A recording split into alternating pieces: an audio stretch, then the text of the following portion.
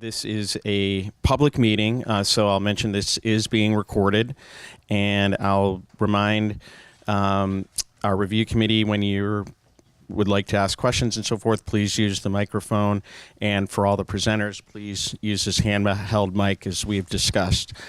I'm Tucker Holland. I'm a housing consultant to the town. We are very pleased to have here today 3 responders to the RFP for the Six Fairgrounds Road Workforce Affordable Housing Project. We'll be hearing from all of them today. Each will be allotted around 55 minutes for their presentation and any questions that the review committee has. I'll mention it again, it is a public meeting. We are not inviting public comment at this session, really to just keep the process fair. I would further ask the public not to make any expressions of favor or disfavor during the course of the presentations. I particularly want to thank the review committee for all of the work that they're putting into this process, and I like to just mention them by name: Doug Abbey, Joe Topham, Don Hill-Holgate, Andrew Vorse, Matt Fee, David Worth, and Libby Gibson. With that, I am going to turn things over to our first presenters, which are Hall Keene. Thank you. Thank you, Tucker, and thank you, each and every one of you, for coming today and listening to our presentation. My name is Andy Burns. I am the president and CEO of Hall Keene Management. On behalf of our co-sponsor, Tim Williams, is back here. Guys, you want to move over? And their owner, Tim Williams, and our entire development team, we are pleased to be here today. We look forward to your questions and your input on our proposal for workforce housing at 6 Fairgrounds Road, which we are now calling Tacoma Green. Hall Keene, based in Norwood, Massachusetts, is an owner and manager of approximately 9,100 units of affordable and mixed income housing, stretching from Maine to Florida. Our management focus and affordable housing solutions are at the core of our mission, with over 50% of the portfolio managed for nonprofit organizations, institutions, and other clients. Hall Keene has established a reputation for integrity and for quality of our work.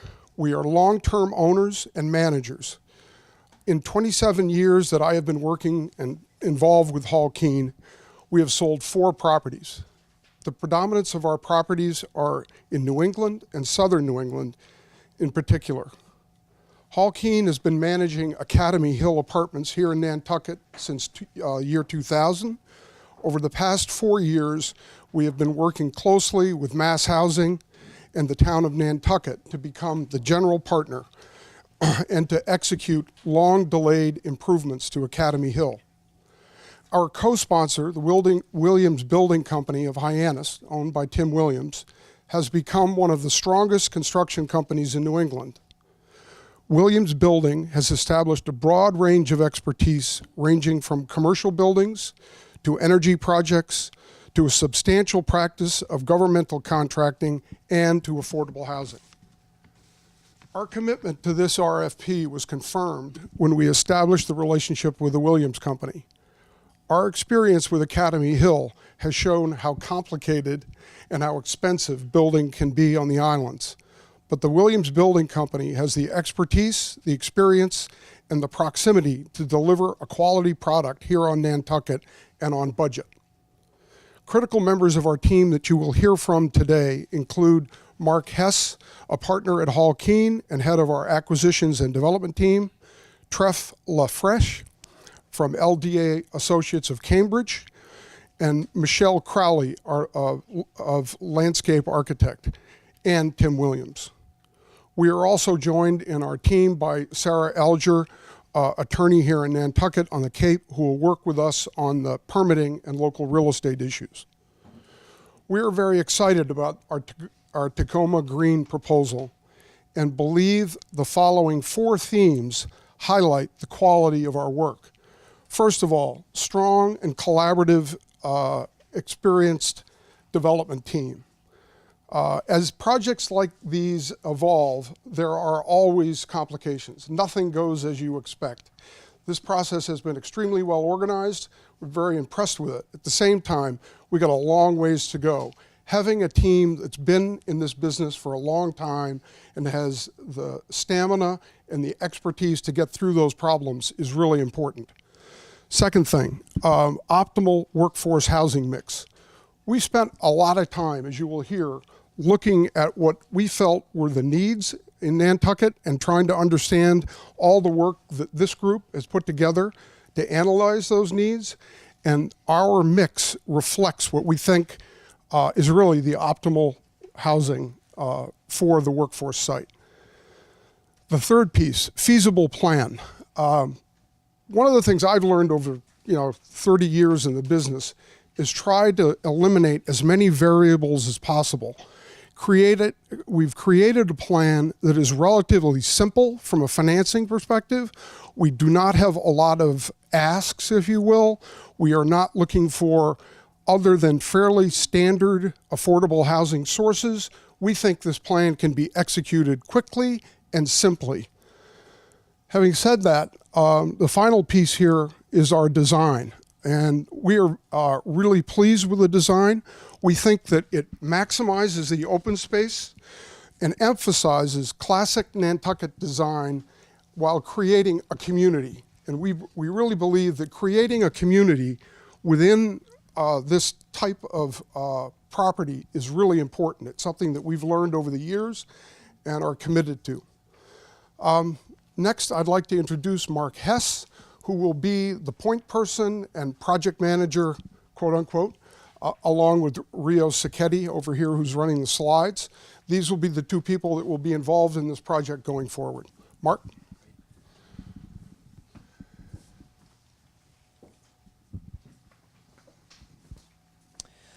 Thank you, Andy. I'm going to take about 10 minutes to walk you through what we feel are the particular strengths of our presentation and our design, and then I'm going to hand you over to the good hands of the design team to walk you through the elements of the actual design. First and foremost, we've assembled a local team of professionals with decades of experience designing, building, financing, and managing mixed income housing with very recent experience on the Cape and Islands. Importantly, each of Hall Keane, Williams, Michelle Crowley Landscape Architecture, and LDA Architecture are making a commitment to make this our highest priority development project. We have the staff and capital resources to get the project done. The benefit of this experienced deep bench will extend beyond the development, permitting, and construction phases of Tacoma Green. As a proposed developer, property manager, and owner, Hall Keane won't be dependent on other companies to manage complicated functions such as marketing, lotteries, leasing, and won't need to rely on other companies or third-party contractors to manage the long-term maintenance and stable operations of the property for years to come. We are owner-operators with these skills and professionals in-house. In my 17 years with Hall Keane, as Andy mentioned, we've only sold 4 properties while acquiring over 30 properties. We're long-term hold investors and managers, and we live with what we create. And in 17 years, mistakes do get made, and when you have a team of professionals that are managing properties, when you transition from the development side to the management side, you hear about them, the mistakes you might have made up front. So it's an important learning process having that experience inside as we want to build something that when we hand over to our management team, that they can successfully manage. This investment in the stewardship and this expertise is important both in establishing long-term relationships with our communities, with our staff, residents, and importantly, the physical buildings. As Andy mentioned, Williams Building Company is a well-respected Cape-based builder. Owner Tim Williams comes from family builders, and our experience, he has guided the important upfront design, troubleshooting, and estimating work with this as his primary perspective. Hall Keane was particularly attracted to Williams because of their specific recent experience with high-performing green buildings on the Cape and on the vineyard. You'll hear more later from Tim about their work on the Cape and the vineyard and their particular successful relationship with the design team. The design partners, LDA Architecture and Michelle Crowley Landscape Architecture, have over 25 years experience in private, residential, affordable, and multifamily housing design. I've been extremely impressed with Michelle and Treff and their teams and their ability to marry the complicated demands of the Six Fairgrounds site with the objectives of the RFP and the unique built and natural environment that is Nantucket. As you will see in the proposed design, LDA and MCLA are not only technically proficient in their craft, but they have a talented and artful eye for quality, historic, high-performing, sustainable buildings. They've been a successful part of the Williams Cape and Vineyard team, and that was an important element for us to find a strong partner that could get something built on the Cape and Islands. Sarah Alger, most of you know, Hall Keenan & Williams have engaged attorney Sarah Alger as local counsel. She's practiced in land conveyance and all forms of building permitting with over 30 years of experience. She has specific experience in Nantucket and has already added tremendous value, helping to shape our understanding of the work, collaboration, and steps needed to refine the Tacoma Green Plan over time through a successful planning, design, and permitting process. We're also relying on Hall Keenan's extensive network of legal, tax, accounting, and finance partners such as Boston Capital, Mass Housing, Cohn Resnick, and Kutak Rock.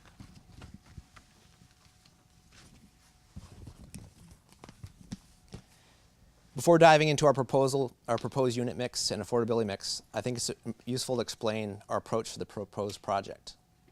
The RFP instructions noted certain unit mix preferences and also asked the respondents to consider the 2015 Workforce Housing Needs Assessment and the 2016 Housing Production Plan. Also, the SHI requirements and general good development practices.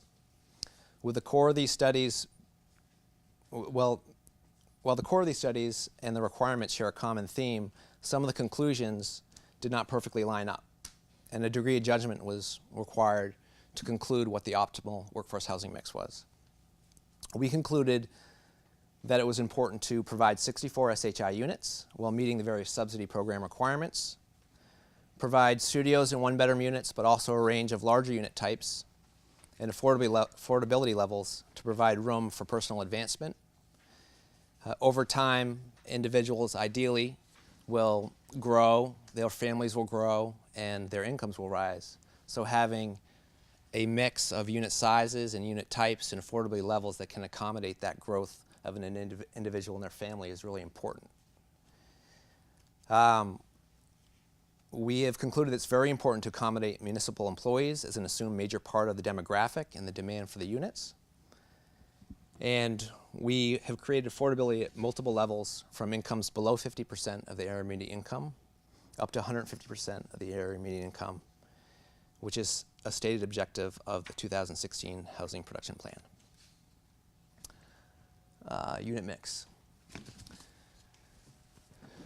The unit mix for bedroom sizes, we start with 26 studios and one-bedroom units, which includes 6 handicap accessible units. All of the studios and ones are flats. The next group is 26 two-bedroom units. We have a mix of townhouses and flats and ADA accessible units. And then we have 3 bedrooms as townhouses and handicap accessible flats. You'll notice the unit sizes are pretty generous for in all categories, and in particular in the townhouse sizes. We believe that these will be extremely marketable and desirable units in the marketplace. All the units have one full bath with a bathtub. The ADA units will have roll-in type facilities. And the 2 bedrooms, many of the floor plans include at least 1.5 bath, if not 2 baths. And the 3 bedrooms are all 1.5 or 2 full baths. Moving on to the affordability mix.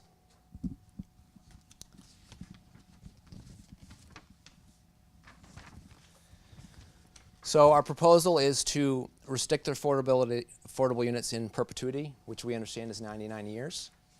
And the mix concluded is 22 units, which will be at or below 60% of the area median income, of which 2 will be rental assisted units, which would be available to people that are at or below 30% of area median income. For those households and individuals, it varies by the number of persons in the household, but in general, the income band targeted for the non-assisted units is between about $34,000 a year for a single person, up to about $60,000 a year under the 60% AMI band. It's important to remember that the income limits in all cases apply to the income certification at move-in. So a family whose income rises isn't displaced. They have room to earn and improve over time, generally up to 140% of the original limit before they potentially move into the next band. The next tier of the workforce mix is the 29 workforce units at the 120% AMI level. We feel that this is purposefully was the largest chunk of workers where people are hopefully going to progress into this band of income. This could be made up of single earners, where it could be a single person making, say, $90,000 a year, like a professional, or it could be 2-earner household at $45,000 each, or any mix. The targeted income band for the 120% AMI level is about $72,000 a year for a single earner, for a one-family household, all the way up to about $119,000. And that would be for the 3-bedroom. We've assumed that's at the four-person household level. So it's a pretty wide band. And then the last tier is market rate. Now, market rate on Nantucket, depending on who you are, can mean a lot of different things. We're looking at market rate for year-round market rate primary residence in a rental community setting. So we're not looking at seasonal type of rents. And in fact, all the units, including the affordable units, would be restricted to being primary year-round residence for the occupants as a condition. Realistically, we think that the market band falls between about 120% and 140% of AMI, which is between about $89,000 a year and $113,000 a year as the sort of minimum qualifying income to be able to afford those rents, up to what we think is the top of the market range is being around $140,000 per year.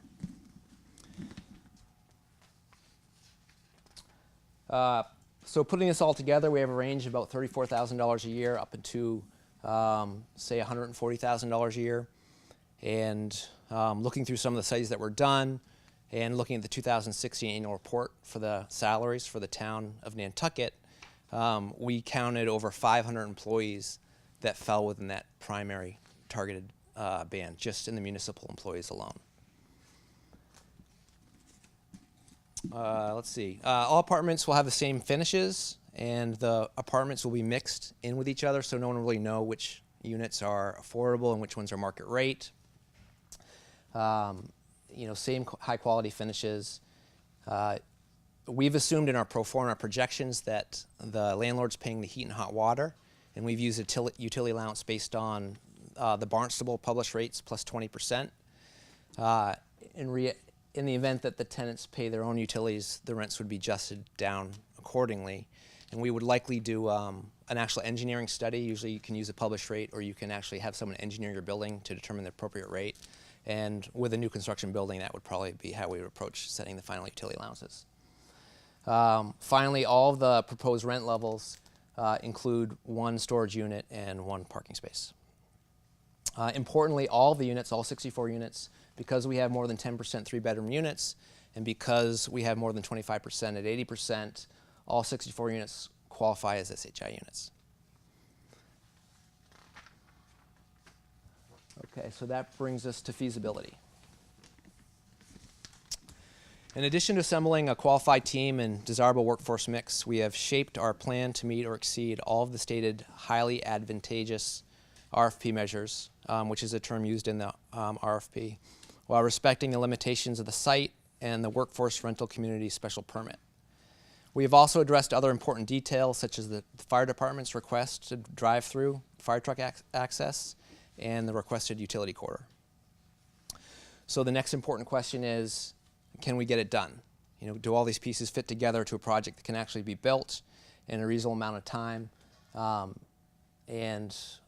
We've concluded that the answer to that is yes, for many reasons. Importantly, we have no special asks of the town.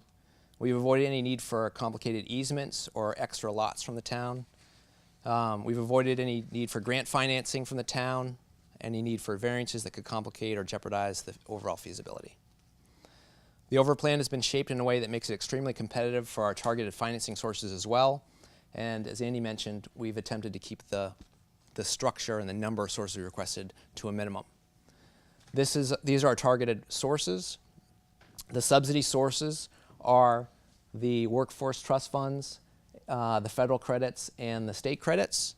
So there are just two agencies involved with administering these programs. Mass Housing administers the workforce trust funds, and DHCD is the administrator for the tax credit programs. Those are competitive sources. An important thing to note on the federal tax credit is that sponsors, no matter how big your company is, are only allowed to submit 2 applications per funding round for 9% credits. Hall-Keene and the development team are prepared to submit just Nantucket as our sole 9% application to DHCD, to signal to DHCD that A, this is the highest priority for us as a development company, as a development team, and B, so that we're not competing against other projects in our own pipeline. And that we think that's important given the competitivity of the resource. The key source here, the $12 million from Mass Housing, that's based on normal underwriting supportable debt from Mass Housing with a conventional debt service coverage ratio and conventional rate. And finally, we have in our total development sources an allowed fee per the DHCD formula. We're prepared to loan back up to $1.9 million to balance out the source and uses and make the project work.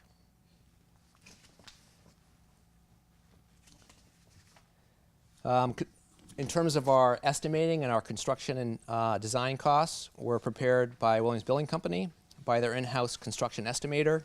I've made the mistake of using developer numbers to enter into different projects at an early stage. And I can't overstate the tremendous benefit of having, in the very front stages, a professional design team and an actual builder and their builder team to come and pull together and look through the plan, anticipate where the complications might be, and come up with a really reliable and clear number that you can rely on. The basic assumption is a stick-built construction at prevailing wages, a sprinkler building, and built to LEED's gold standards, and maybe a higher standard. And that we understand that some of the particulars like solar and other things can be tricky with the HDC process. So some of the final qualifying elements will come out in the final design and permitting process. In terms of the soft costs, which in a subsidized deal are material, Hall-Keene's developed many tax credit deals. We have one under construction right now, 9% under construction right now, and 4% deals under construction right now. So we're very familiar with the legal costs and the interest costs and the financing costs and all those soft costs associated with putting those projects together. And we've used, on that side of the pro forma, those experiences to inform our budget. Let's see. A really important element of both getting the project closed and also for the long-term operations is confidence in your underwriting and your numbers. How did you come up with your income? How did you come up with your expenses? Not just for the benefit of the folks here, but you have to convince your lender and your investor and all the other team members. So this is where having an in-house management team really adds a tremendous amount of benefit, where we can go to our property managers of similar properties, and we can go to our and look at comps within our portfolio and pull from other numbers. Nantucket is a little bit of a special case, being out here because it's a slightly higher cost structure, but we do have Academy Hill with the 27 units, which is a great comp for us, as well as properties on the Cape to help establish our baseline operating expenses. We have special adjustments for taxes and water and sewer, as well as energy costs that we think are particularly worth noting and in terms of special impacts on Nantucket. The management plan and team are critical to the long-term success and feasibility of any housing community, and property management is the core of our business. We have a clear compliance and regulatory structure. We have, so that's important for the overall oversight of the property, but we also have basic things like house rules, pet policies, one unit, one parking sticker, different policies along those natures that help with the sort of smooth community building and relationships between management and the individual property.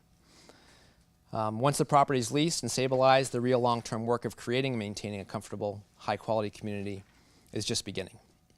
And at the end of the day, property management is really about managing competent and thoughtful people who will be responsible for your building, your residents, and your community. The most challenging part of successful long-term property management begins and ends with finding and keeping quality staff.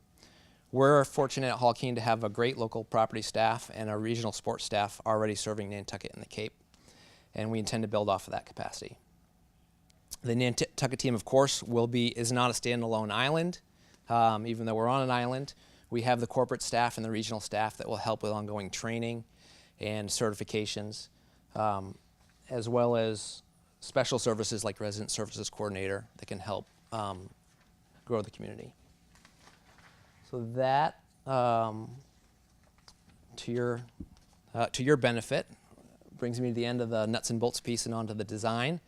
Treff and Michelle are going to take you through the quality elements of our design, such as the maximization of green space, centralized common amenities, building accessibility, and our high-quality Nantucket design.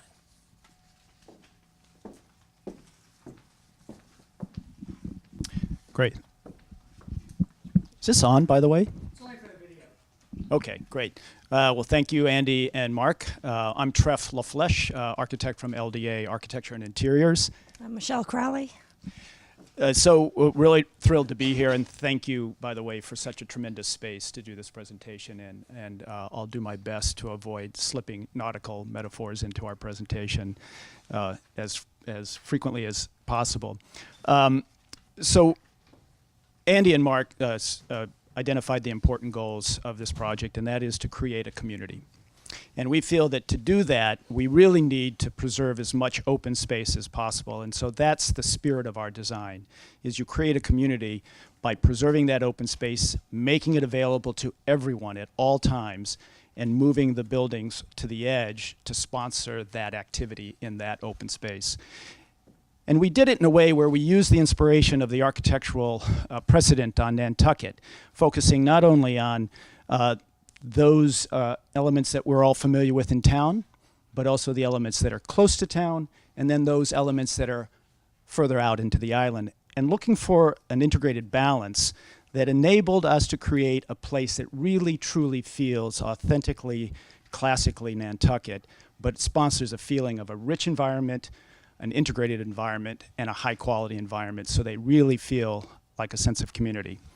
And these are some slides both for the architecture and the landscape that inspired us, drove us to find that integrated balance between the two. Next slide. And so we really saw this site as that opportunity to create an integrated balance between town and island. And we used the inspiration of Nantucket's architecture to link these buildings together. We aggregated the program into fewer buildings in order to make a much more sustainable, efficient ratio of exterior envelope to square footage. And that also enabled us to preserve funds to be used for higher quality materials and higher quality architectural features and landscape features to really make a uniquely high quality classic Nantucket environment. So I'm going to walk everyone through the site plan. So you can see we maximized the open space by pushing the buildings to the outside, as well as then the parking to the north side, so that we could create this buffer between the housing and the parking and have a great open space. That space is 350 feet long, which is just shy of a football field. It's 50 feet wide. So there's lots can happen there, and we're trying to keep, we'll go through and select vegetation. There's nothing deemed there as endangered or any species there that need to be kept, but I think in order to have this place feel mature at the end of when the buildings are built, if we can select a number of trees and vegetation that we preserve in that open space and can build around, and that will make this feel that it's been here a long time right at the end of construction. We used materials inspired from the rural areas as well as the town. So we created stone dust paths, which are more natural through the open space, to then the brick terraces where we can have gathering and picnic and grilling, and then we also have the parking is a porous asphalt, which we can take all of the storm water. You have a 2-foot reservoir underneath the entire parking lot. And just even the texture of porous asphalt is almost more of a gravel texture, so it doesn't feel like a blacktop. We placed a canopy tree for every 8 cars to help in the future for shading. And we were able to have, by using a grass paved system, we're able to pull the fire truck through the property and around the back of the Tacoma properties, that all the way through to back up to the road here. So we can access all sides of it. Here we have the bike shed for everybody, and there's a playground up on the side in the main central green. We have community gardens on here. We have, oh, here we go. That shows a little bit more. We have bike path connections, and then the community gathering on the fairgrounds building links right into an interior community space, as well as on the second floor we have a space, rather large space for meetings on the second floor of the fairgrounds that's open to everybody in the village. We have a area for ride sharing and electric car. We have 68 parking spaces, which is 1 space per unit that Mark mentioned would be stickered. We have 2 staff spaces and 2 visitor spaces. And I mean, I think we really want this community green is it's made with native grasses, which can be mowed. So for flexible, you can play badminton there. You can, just picnic there or relax because it's wide enough to have all these activities with then connections to the bike path and connect to the town that way. Did I forget anything? No, I think you've covered just about everything. Let's move on to the next slide. So earlier we spoke about the importance of creating an edge to this open space that feels classically Nantucket. And what we did is we aggregated the program together into these 3 buildings in order to make the architecture more sustainable, but then modulated the massing in such a way that it reflects the simplicity of the Nantucket forms. And if you can look at the inspiration slides, those forms are simple geometric Nantucket elements with porches that provide transition spaces between the open space and the architecture. And in our sense, the way in which we've balanced the open space to the architecture really creates a sense of community, and that people enter and exit their home in a way where they see one another. moving through the common space, to their cars, to the bike path, and back again. So what we want to do is we want to create a true community, not a cluster development where people don't see one another. And I think we can do this in this way where the porches particularly play an important role in letting people be seen and see one another as you move through the space. We use the massing of the 2.5-story structure in order to link it to the classic Nantucket architectural guidelines. We have entrances off the common space and the bike path, as well as entrances from the lobbies into the hallways and to the rest of the units. 100% of the units are visitable. This was very important to us. We wanted to make sure that everyone could get to every unit. And we've distributed the units very economically and very careful with the distribution so that first floor units are all single floor levels. The second floor and third floor are townhouses, a mixture of single floor and second floor, and townhouses that move up to the third floor into the dormers. I think we've mentioned the community spaces inside. We've also brought into to the design the use of brick as a way to, again, give the impression that this is somewhere between town and island. The brick is a way that we can help break up the mass of the buildings, introduce some classic Nantucket detailing that reminds us of the high quality of this facility. It also allows us to aggregate all of the utilities like vent stacks and flues and so on and so forth into the chimneys. These chimneys, we believe, can be functional chimneys so that it eliminates distracting elements on the roof of the buildings. So here's a slide of our unit mixes, and as you can imagine, as you know from Mark and Andy, we have the classic arrangement of studios, 1, 2, and 3 bedrooms.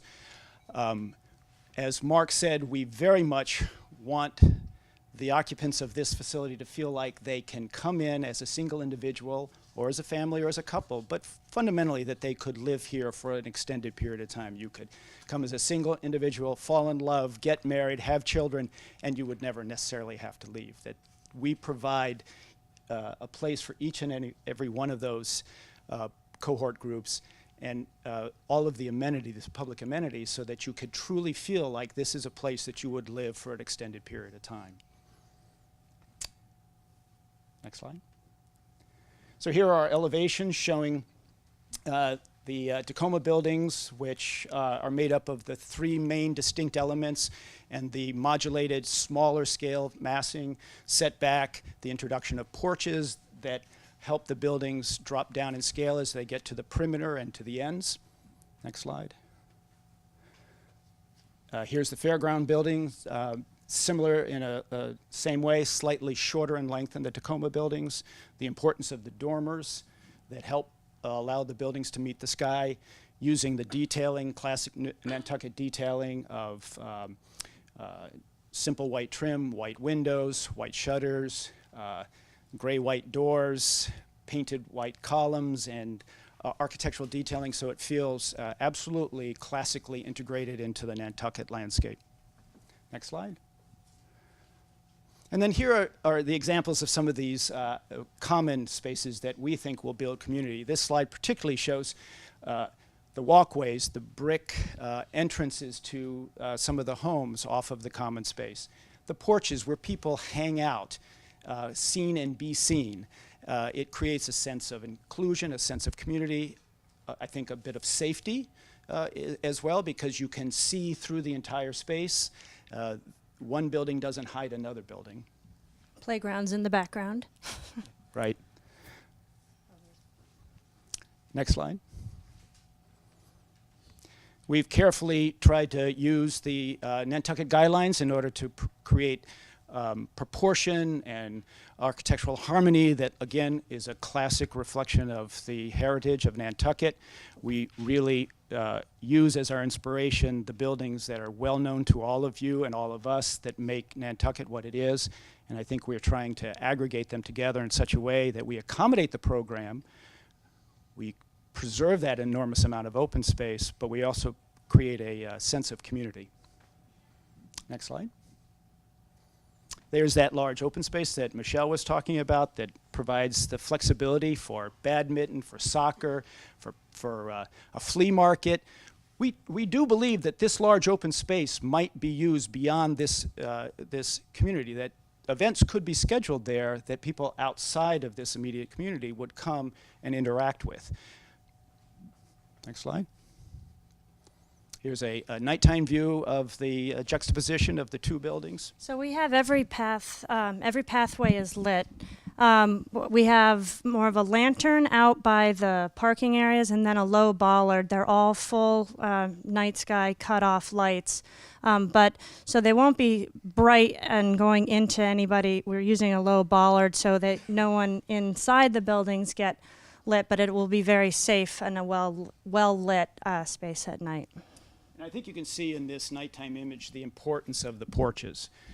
Porches are these wonderful transition zones in which they sponsor all kinds of impromptu, flexible activities.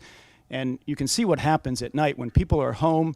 The light emanating from their windows reflects off the ceiling of the porches. It creates a place that encourages people to come up onto the porch, socialize, interact, be there with your children, enjoy a drink, see who's walking by and saying hello, inviting them up onto the porch. And they're shared porches. They're not specific to any one unit. And we think in this way you can truly generate community. Next slide. So in terms of the sustainability features, we certainly think that our buildings allow for an enormous number of solar panels if that is the direction that the town chooses to go in. We calculate that there's somewhere in the neighborhood of about 150,000 kilowatt hours of potential power capture on the roofs of our buildings. And if we choose to go in that direction, we're certainly enthusiastic to explore it, both from a technical engineering point of view, but also from an aesthetic point of view. These buildings have relatively large flat roofs that we think could be done in such a way to completely hide the solar panels. Of course, we have the light pollution control that I think Misha's talked about. We anticipate electric car charging stations. We certainly are looking at passive solar shading that the trees can accommodate us. We're looking at high efficiency exterior envelope construction. You can see here R40 to 45 on our roof, R30 to 35 on the walls, and R10 below the slabs. We certainly would use FSC certified wood materials wherever possible. LED interior and exterior light fixtures, low flow plumbing fixtures, so on and so forth. I think Mark referred to the opportunity that we could design this to LEED Gold certification. We also believe that we could achieve Tier 3 Energy Star.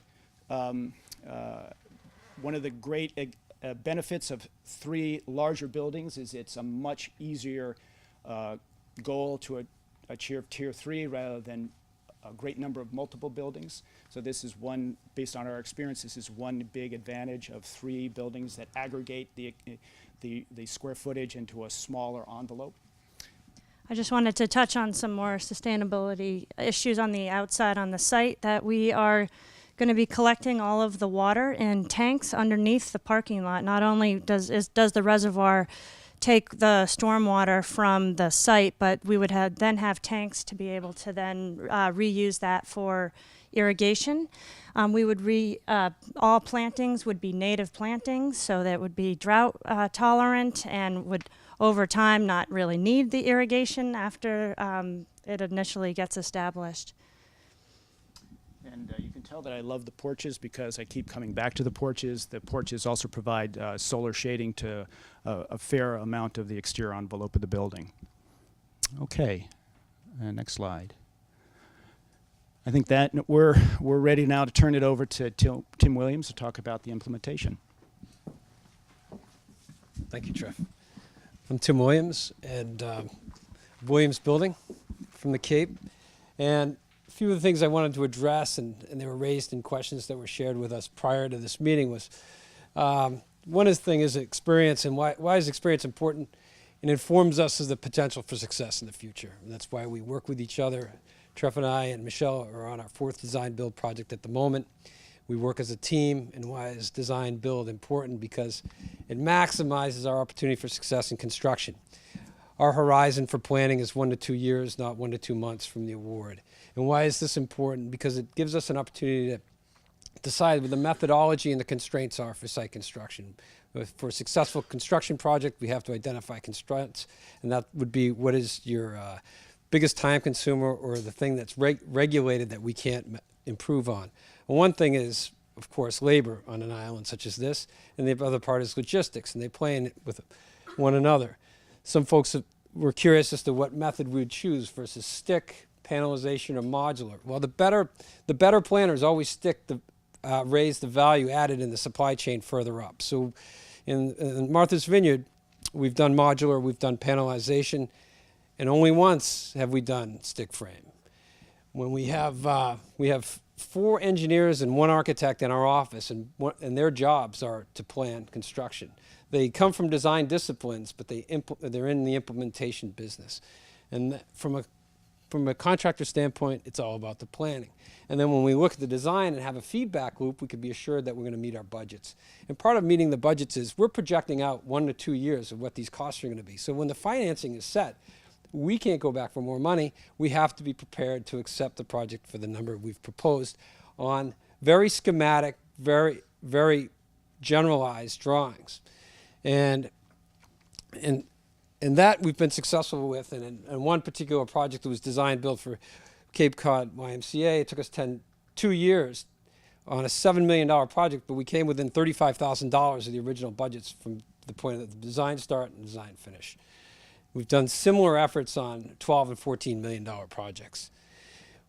Somebody asked about the phasing plan. The phasing is going to be dictated again by your constraints, and financing. And some projects would have multiple phases with different buildings. Our understanding of the financing availability is we do it all at once. We probably work from the rear of the lot out after clearing and setting the foundations. Some folks in the vineyard, there's a big constraint on concrete. We could only get 1 building a day for a 21 foundation project. Today, if I were to do it again, and we did this in Provincetown, we would do precast foundation modular wall systems. We built them in New York, and I calculated my head standing there, and these 3 foundation systems would require 8 tractor trailer loads of 60-foot trailers stacked 4 walls high to do these buildings, and we could probably set that inside of a month once all the footings are prepared. For the carpentry, again, labor, mechanical systems. Now, this is the part where, the planning is fun. Not a lot of people get excited about it, but I do. And the Energy Star is a great challenge for us. And our goal has always been Tier 3. Tier 3 is double the energy efficiency of your normal Energy Star approved home. To do a small unit like pictured here, these are basically 1, 2, and 3 bedroom Cape style, 1.5 story buildings. It's not economically viable because the structures are too small. And this is one of our projects in the vineyard. The massing of the buildings that we propose, Tier 3 now becomes a very viable option. And it becomes viable because of both of the massing and the amount of exterior walls versus interior walls and spaces. It also becomes viable if we're allowed to do solar. We've been doing solar for 10 years. Solar is it's basically another appliance you incorporate in new structures today. You buy a refrigerator, you could buy 10 kilowatts of solar panels for your roof assembly, and you incorporate it, and you reduce your power supply costs. The energy efficiencies, most multifamily units today are going split systems. Japanese brands are quite popular. Hydronic heating is quite popular. And once we do the engineering in terms of assessing the volume, and these units, most multifamily units we've done, looking at the size of these units, we've been able to get pretty generous sizes in the 2, 3s, and 1s. But heating and cooling them, that's an engineering exercise we'll go through during the design process to design the maximum effective unit, both for the ownership costs or the rental costs, but also the long-term ownership costs of being the property manager. And one bullet about 44 weeks. As a contractor, we're incurably optimistic, but 44 weeks is an optimistic number, and depending on what time of year we start and the constraints we've identified, it could go longer than that. Thank you. Andy? Thanks, Tim. Wanted to open it up for questions. We did provide some answers to the questions that we did not. Tucker had forwarded on to us a list of about 44 questions that most of them were incorporated into our proposal, but we also provided you specific answers to those questions that we did not cover in the presentation today. I think what I'd like to do right now is to open it up for the last few minutes that we have. Are there any specific questions that have been raised with what we've said here today?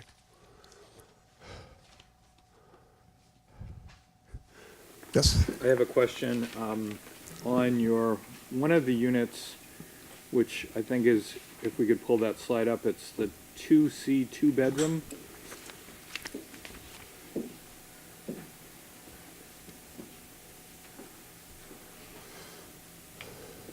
Two C, 2-bedroom. This one? Right. Up here? Yeah. So it has a second level, and I'm wondering what that room is on the upper floor. Doesn't appear to be a bedroom. We see that as an opportunity for a den, a workspace of some kind. So I think in this particular instance, we had met the total number of units and we achieved the dispersion of the balance of the units. So we saw a last bit of opportunity to provide that additional breakout space into the roof of the building. One of the things we tried to do, and I think was emphasized in the architectural design piece, and also by Mark, is that the size of the units we've really tried to have some fairly substantial units. When I look at a 500 square foot studio, even the studios are fairly large. We have a few properties where we have 1-bedrooms that are that size, and if you look at the spread of units, almost 1,300 for the 3-bedroom. That's a very ample size square footage, I think, in the spread. And we certainly can, if the desire is. Yeah. So, if the desire is that you want to tweak these square footages for financial reasons or for footprint reasons, we're certainly open to that. We'll definitely collaborate with you to get this right-sized in the way that you think it reflects your need. But we certainly developed the design in such a way that we wanted it to truly feel high quality. We did not want it to appear like every other affordable or workforce housing project, because I think that's what you're trying to achieve. You're trying to achieve something, when built, will blend in seamlessly to the unique fabric that is Nantucket, that it will not stand out as a affordable or workforce housing complex. It will feel like a true integrated community. I think that's really well said. The point about collaboration, we've obviously spent a significant amount of time. All 3 proponents have worked hard, and we are prepared to adjust, tweak as need be. We've looked at this project, looked at the task. We've given a lot of thought. This is our best shot, but surely you folks have ideas on what works and what you want, and we're more than willing to listen and to adjust and create a project that works for everyone. I have a few questions. On-site management, are you going to have somebody living on-site? We haven't gotten to that degree yet in the fact that we have a management team here on Nantucket that is responsive. I'm not sure. Handle your other properties? Excuse me? How do you handle your other properties? Do you have on-site management? We do not have on-site manager in Academy Hill. Typically, we do not very often have someone living on site. We have someone that is on call 24 hours a day, and we'll have someone there 8 to 10 hours a day. Typically, we do not have someone living on the property. Second question, over 50% of the units are 2 or 3 bedroom units, you're programming 1 parking space per unit. How realistic is that, and what are you going to do with overflow demand? I mean, it's quite unusual for right. 2 adults to only work off of 1 car, notwithstanding public transportation access and all Right. that. Well, one of the challenges of what we were going through in the process of putting the RFP together was to look at what the trade-offs are. In any project that you're involved with, you'll have trade-offs. You know, do we want to maximize open space? Do we want to maximize the number of units that go onto that site? We felt that with the ride sharing, with the public transportation, and other opportunities to look at cooperative parking, that we can manage the situation reasonably well. You know, So would you sticker, every car absolutely. has to That have a was- sticker in order absolutely, to park we there? absolutely talked about stickered parking. I mean, quite frankly, this has the ability to quickly get away from you and this become a real mumbo jumbo of cars. I mean, just, 100 cars instead of the 64 or 68 spaces that you're planning on. Okay. Well, we certainly think that that's something that could be managed. There could be a policy and a protocol put in place that would prevent that chaos from occurring.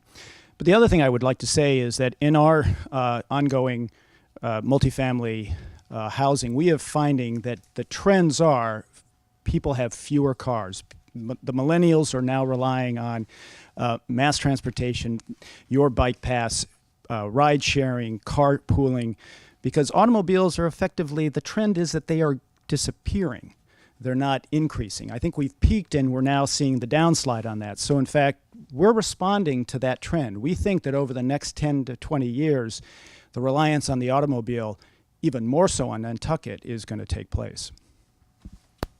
And final question, and it's just maybe a clarification. Run through so somebody enters and meets the income standard, and then their income grows. At what point are they no longer qualified? Over 140%. Increase from the Yes. number they came into? So if Yes. you come in at 100, you can grow to 140% Of the top, of that? in other words, if they came in within a band at, let's call that the top of that band is 100%, they can go to 140%. Thank you. What's the design life of these buildings? How long are they going to be here? The buildings? Yeah. Oh, properly maintained, there's no reason why those buildings can't stand for, 100, 150 years. That's where long-term management comes in. And that is something that you've got to look at, proper replacement reserve. You've got to, obviously, you start with a building that has the physical attributes that we're proposing here today, something that is a high-quality product, but you've got to maintain it. And it's the long-term maintenance and paying attention to that, which obviously that's our business. Nantucket's a very pet-friendly community. Yes. What is your normal policy? We allow pets we typically have a pet fee. We try to segregate an area and would segregate an area on the site for pet walking, if you will. But we absolutely are a pet-friendly company, and we do have very active pet policies. How do you police the year-round occupancy?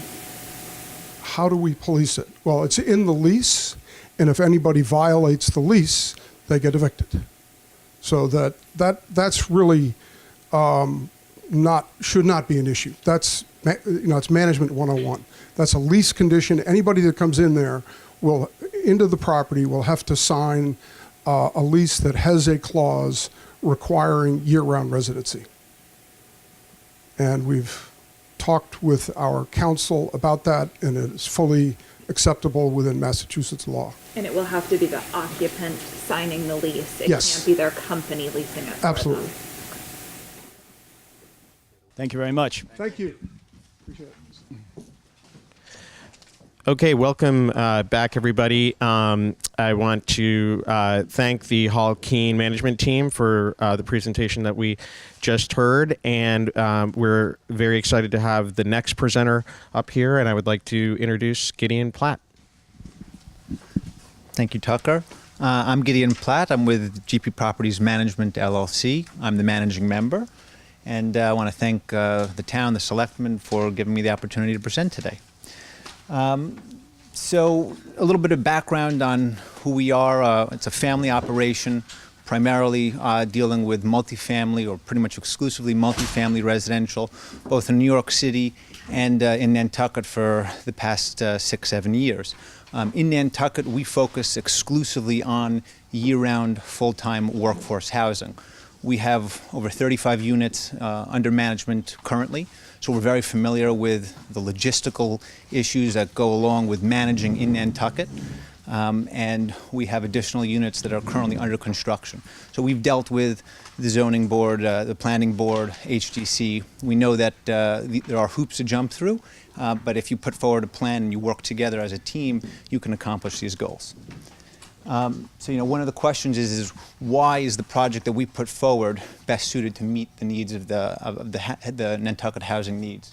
So I've broken it down into the stability of management, the flexibility of the proposal to meet the community's needs, our objectives for the development being in line with the town's needs, our environmental objectives also being in line with the town's goals, and risks management to avoid any issues as they come up, because as we all know, things don't go to plan, so you need to plan to make changes. Little rendering of the development. Obviously, it's in line with the Nantucket aesthetics. We tried to avoid big hulking buildings, make them small scale, in line with the existing vernacular of the island.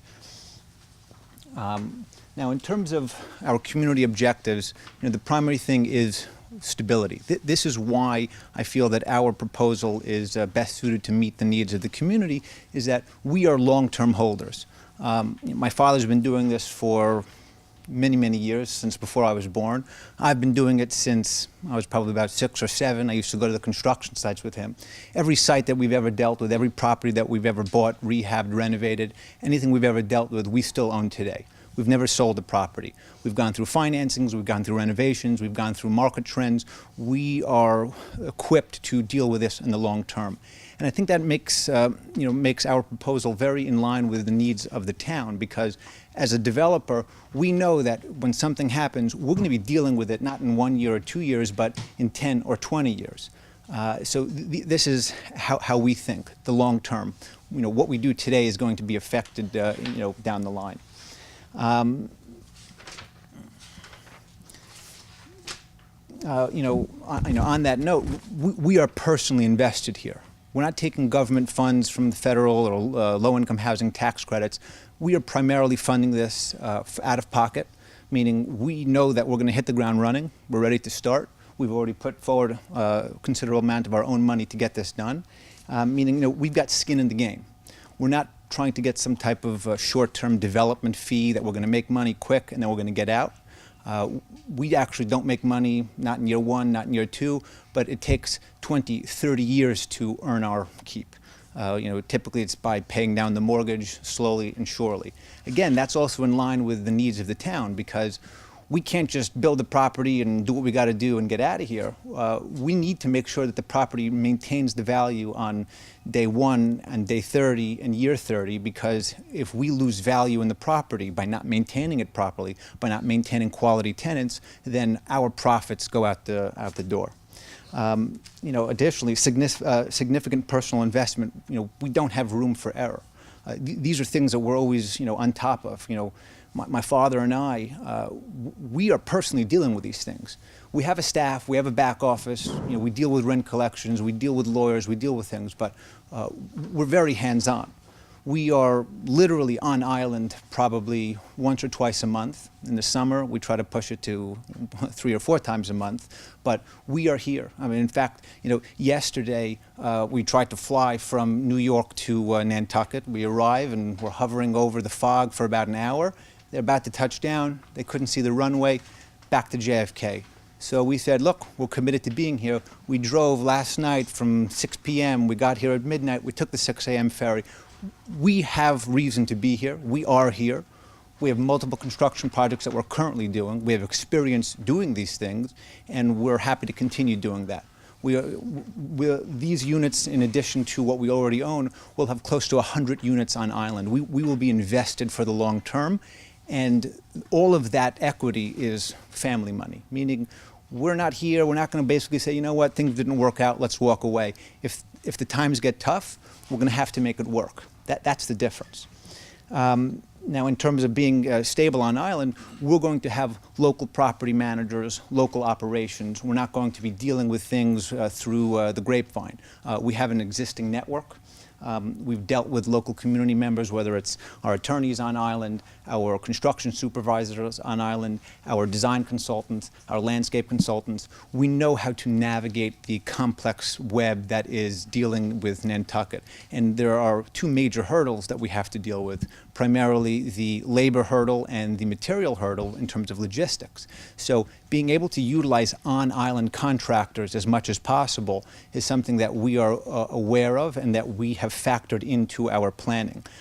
We've spoken to, whether it's the Morys or whether it's Dave Fredrickson or whether it's Toscana or Victor Brandon or all of the players that be on island. We know that you need to know the players. And if you need to call in a favor, you better make sure that you're on their good list. And we strive to have a top-of-the-line reputation, so that way when we make these calls, we can get things done. Nice little aerial shot, but one of the things that we like about this is this lot is really, in the center of the island. All of our properties, roughly 90% of them that are in Nantucket, are in the Mid-Island region. So we know who the client base is, who the workforce is. Obviously, being so close to the municipal buildings is one of the attractions for us. We like stable tenancies. We don't want this come and go or short-term summer rentals. For us, for our financing needs, we want to provide workforce housing. That was the proposal that the town was looking for, and that's why it caught our attention. Now, on that note, we feel that one of the reasons why our proposal is best suited to meet the needs of the town is the fact that we have maximum flexibility. We want to meet the actual needs of the local workforce. We don't want to limit our parameters to some cookie cutter system based out of HUD or the DHCD. Now, obviously, we have to maintain the regulations to meet the SHI list, whether that's the 25% affordable at the 80%. That's a given. We wanted to increase the amount of affordable housing. And we spoke with various community stakeholders to try and identify what the needs were. In addition to speaking to all of our existing tenants and saying, hey, what's the problem here? Everyone talks about housing, housing, housing. And the primary issue, whether it was speaking to the Housing Authority, Housing Nantucket, Affordable Housing Trust Fund, or various community members, the issue is availability. There just aren't enough units available. Now, on that note, we don't want to make the neighborhood too restrictive. So the more you rely on low-income housing tax credits or various forms of government funding, the more restrictive you have to be. While those units might be affordable, and yes, we do need affordable units, the main purpose of this proposal from the town, as well as for us, is to provide housing to the actual workforce, the firefighters, the cops, the tradesmen, the nurses, the teachers. Now, what we don't want to happen is that people apply, whether it's through the lottery or through some other mechanism that the DHCD approves, and basically they say, sorry, you didn't fill out the application properly. You're out. You can't get this unit. And the fact of the matter is, I'm told that for some of the other lottery processes on an island, 400 people applied, 500 people applied. Only 10% fit the mold. So what happens to the other 90%? What happens to the carpenter? What happens to the electrician? What happens to the school nurse? We want to be able to provide housing to those people. When the school principal calls and says, hey, I got a new teacher, she can't find housing, can you help her? I don't want to respond and say, sorry, there's a lottery, there's an income bracket, she's got to follow the rules. I would like to say, okay, we have units that are allotted through this lottery system, but I want to have my own flexible mechanism, something that I'm willing to work with the town to create a Nantucket unique system. Because at the end of the day, Nantucket is the unique island. The issues that we face here are different than the issues you face whether it's in New York or Boston or DC, and we need to be cognizant of that. The more flexible that I can make my financing, the more I can work with the town and the different committees and the planning board and so on to adjust the metrics to fit with the actual needs of the workforce in Nantucket. You know, and in terms of how we're going to mix up the units are going to be all done equally. We're not going to, you know, we haven't designated which units are which because we want them to be flexible. Every unit should feel like it's a home to anybody. We don't want this to become, oh, that's, you know, that development, that's that community, I'd rather live elsewhere. We want this to be something that not only we are proud of, but our tenants and our occupants are proud to be there. That's one of the reasons why we have these environmental goals, because today, if people say, hey, you know what, I live in a building that's green or LEED certified, that's something that they can, you know, be proud of, and they want to live there. We want people to want to live here. We also want the town, which is our neighbor, we want them to be proud of the buildings that are surrounding them. This is something that the town should be proud of as well, not something that just meets some type of requirement from the, in order for the shy list. You know, again, if you look over here, we have another rendering, very Nantucket style. It shouldn't feel that you're in some type of housing complex. It should feel like it's its own neighborhood, that people want to live here. And this is, you know, goes into one of the things that we feel is important in terms of the design. You know, not only is it that it should look good, but it should be attractive to the people that want to live there. One of the things that we spoke about both with our tenants that we have on island, you know, we use them as a sounding board very often. Hey, what do you think?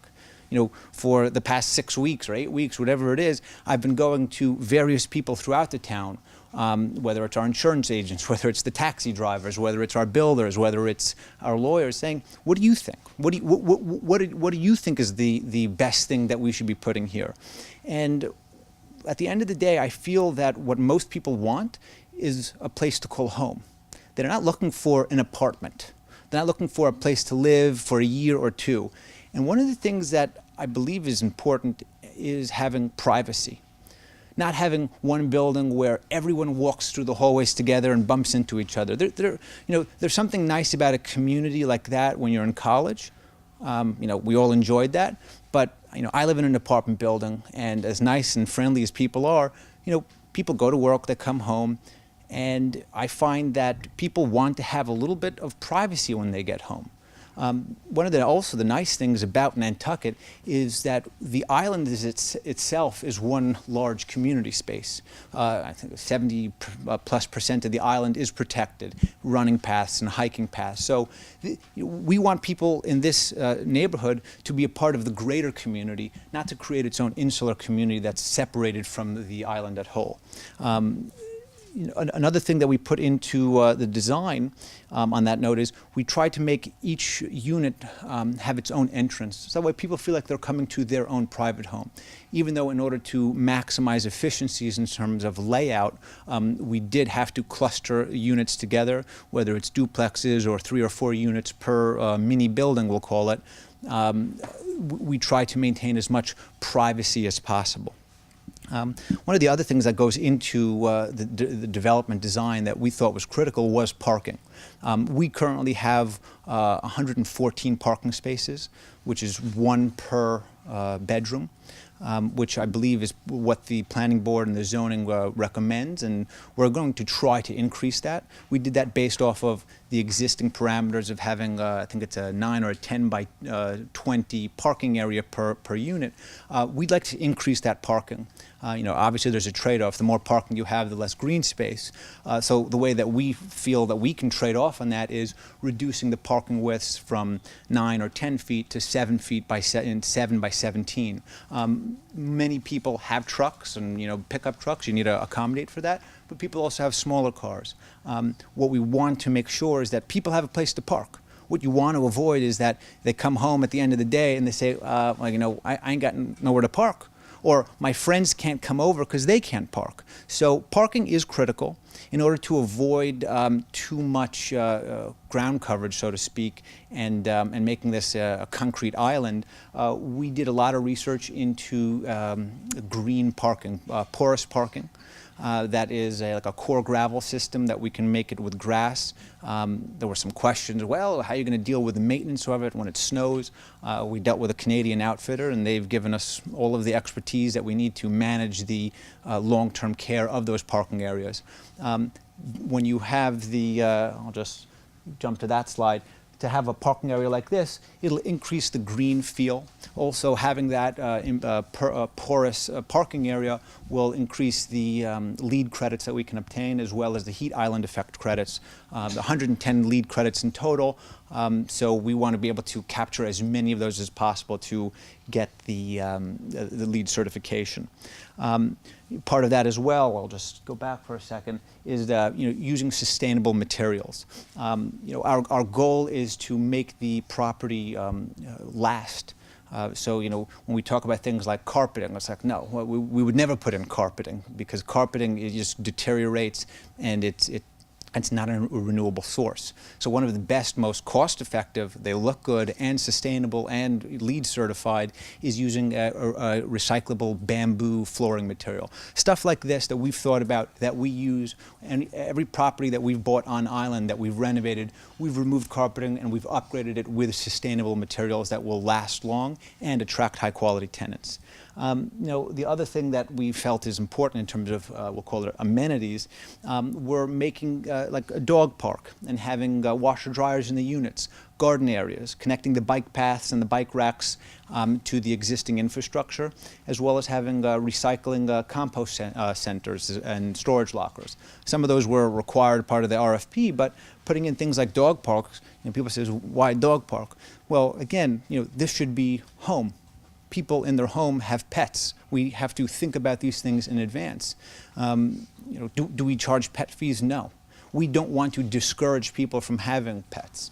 We want people to feel, again, like this is their home. The more that people feel like it's a home, the more invested they are into these buildings, into these units, and the more that the property will be maintained in the best way.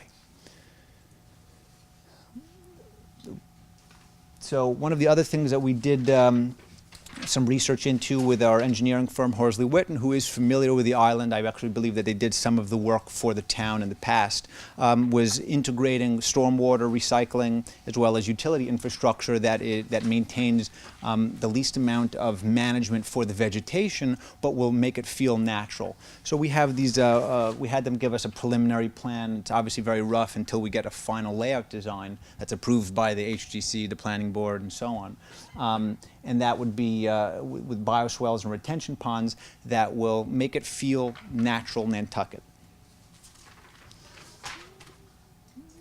Now, our other environmental objectives, in order to achieve these LEED certifications, there are other organizations that we looked into, Globe certification, Energy Star verification. There are multiple reasons why we do that. In addition to making the property attractive, making the property last longer, there's also a business plan to it. The more we get green certification, the better loan terms we can get. Now, when you get a loan term, it's not like they give you a payday up front. These are things that spread out over the course of 20, 30 years, but from our perspective, that's as good as money. Now, in terms of solar efficiency, we've done a lot of research. We met with various on-island installers as well as installers from off-island, Sunbug Solar, and we've done an analysis of what we feel that we could generate in terms of electricity. And then we basically said, well, what is the most efficient? Should we be doing solar hot water? Should we be doing solar electricity? So one of the things that we have basically concluded is we are going to build them to make them solar ready, and we're going to start implementing them early on with a budget of about $250,000, which we calculated based on the amount of utility savings that we were going to achieve. In order to outfit all of the buildings with all of the roof area, it would be approximately $1 million of solar panel installation. So we felt we should learn along the way with the town what makes the most sense, what is the most efficient. The conditions on Nantucket are unique, specifically with fog cover and so on, which is different than it is elsewhere. So instead of putting in all of this infrastructure that doesn't make sense, we want to commit to putting these things in, making them ready to expand, and trying to integrate new and additional technologies as we go along the way. So we already mentioned here the drainage systems and the water recycling. These are all items that will achieve additional LEED credits. And as well as the parking systems that we've discussed. In terms of the lighting, obviously each unit will have their own lighting systems internally. In the public areas, we're going to have street lamps that use a solar panel LED downward-facing system that will get approved by the HDC. So a lot of what we understand about being on the island already is that you need to make a plan, but make sure that that plan is amenable to working with the different community members as well as the different town entities. Going in and trying to just say, this is what I want to do, it's not going to work. That's why we've created a baseline for our plan, and we plan to modify that as we work with different community entities. And this might include saying, well, you know what, right now we have spacing between the buildings being a minimum of 10 feet, because that's what the regulations require. Perhaps if we reduce that by 9 feet, we might need a waiver. Reduce it to 9 feet, which would require a waiver. We may be able to increase either additional pocket parks, increase parking, or increase additional green space. These are things that we have factored in and that we're willing to work with. Just a little slide about kind of how these solar panels will work. And how we can utilize the efficiency. Another thing that we've also discussed, and this goes into the LEED certification, is the ability to use heat recovery exchange ventilators to maximize the efficiency of the the in-place units and their energy consumption. Now, again, it all comes back to dollars and cents, both for the town, for us, and for the tenants. The ability for us to reduce electrical and energy consumption benefits the tenants through lower utility costs. It benefits us through better loan terms. And it also benefits the town by not putting additional strain on the existing electrical systems. And one of the questions I asked Dave Fredericks was, if we use a split system for heating and cooling, even though they are very efficient, does the added electricity, affect our power consumption? And he said, well, not necessarily, because when you're heating in the winter, the island is at low capacity. And in the summer, everyone's using air conditioning anyway, so you're not adding additional strain. So these are things that we've thought about. We've asked around, says, well, what do you think? What makes most sense for Nantucket? And another thing that we put into our plan was that every unit is going to be individually metered for electricity, for heat, hot water, and all utilities. And people say, hey, why that? Well, we've already factored that in using our utility allowances. So it's not like the tenant's going to end up paying more. It's going to come off of their bottom line rent. But we feel that in order to maximize efficiencies in terms of energy usage, people need to be responsible. The more people feel that they are responsible for shutting the water off, closing the heat when they're not home, or the air conditioner when they leave for work, the more that they are going to be responsible, and ultimately everyone, including the tenants and the island, will benefit from that reduced consumption. So making tenants and occupants feel like it's their home, they're responsible to control the heat, they're responsible to control their usage, the better the results will end up being. Now, I want to finalize here so I can leave some time for questions is risk management. I want to summarize that we want to identify the risks early so that way we avoid problems later. That's the key to success here. In terms of financial risk management, again, we are personally invested in this project, meaning once we get started, I need to see it to completion. For us, time is money, so if we are wasting time, whether it's because we're not able to get deliveries, that's a problem, and we're going to avoid those before they happen. We're not relying on state or federal funds to have this project completed. So we are not going to wait for an application to get approved at some government agency that may or may not be issued. I spoke to Mass Housing, and they gave me a term sheet. And I spoke to them specifically about their Mass Housing Workforce Fund.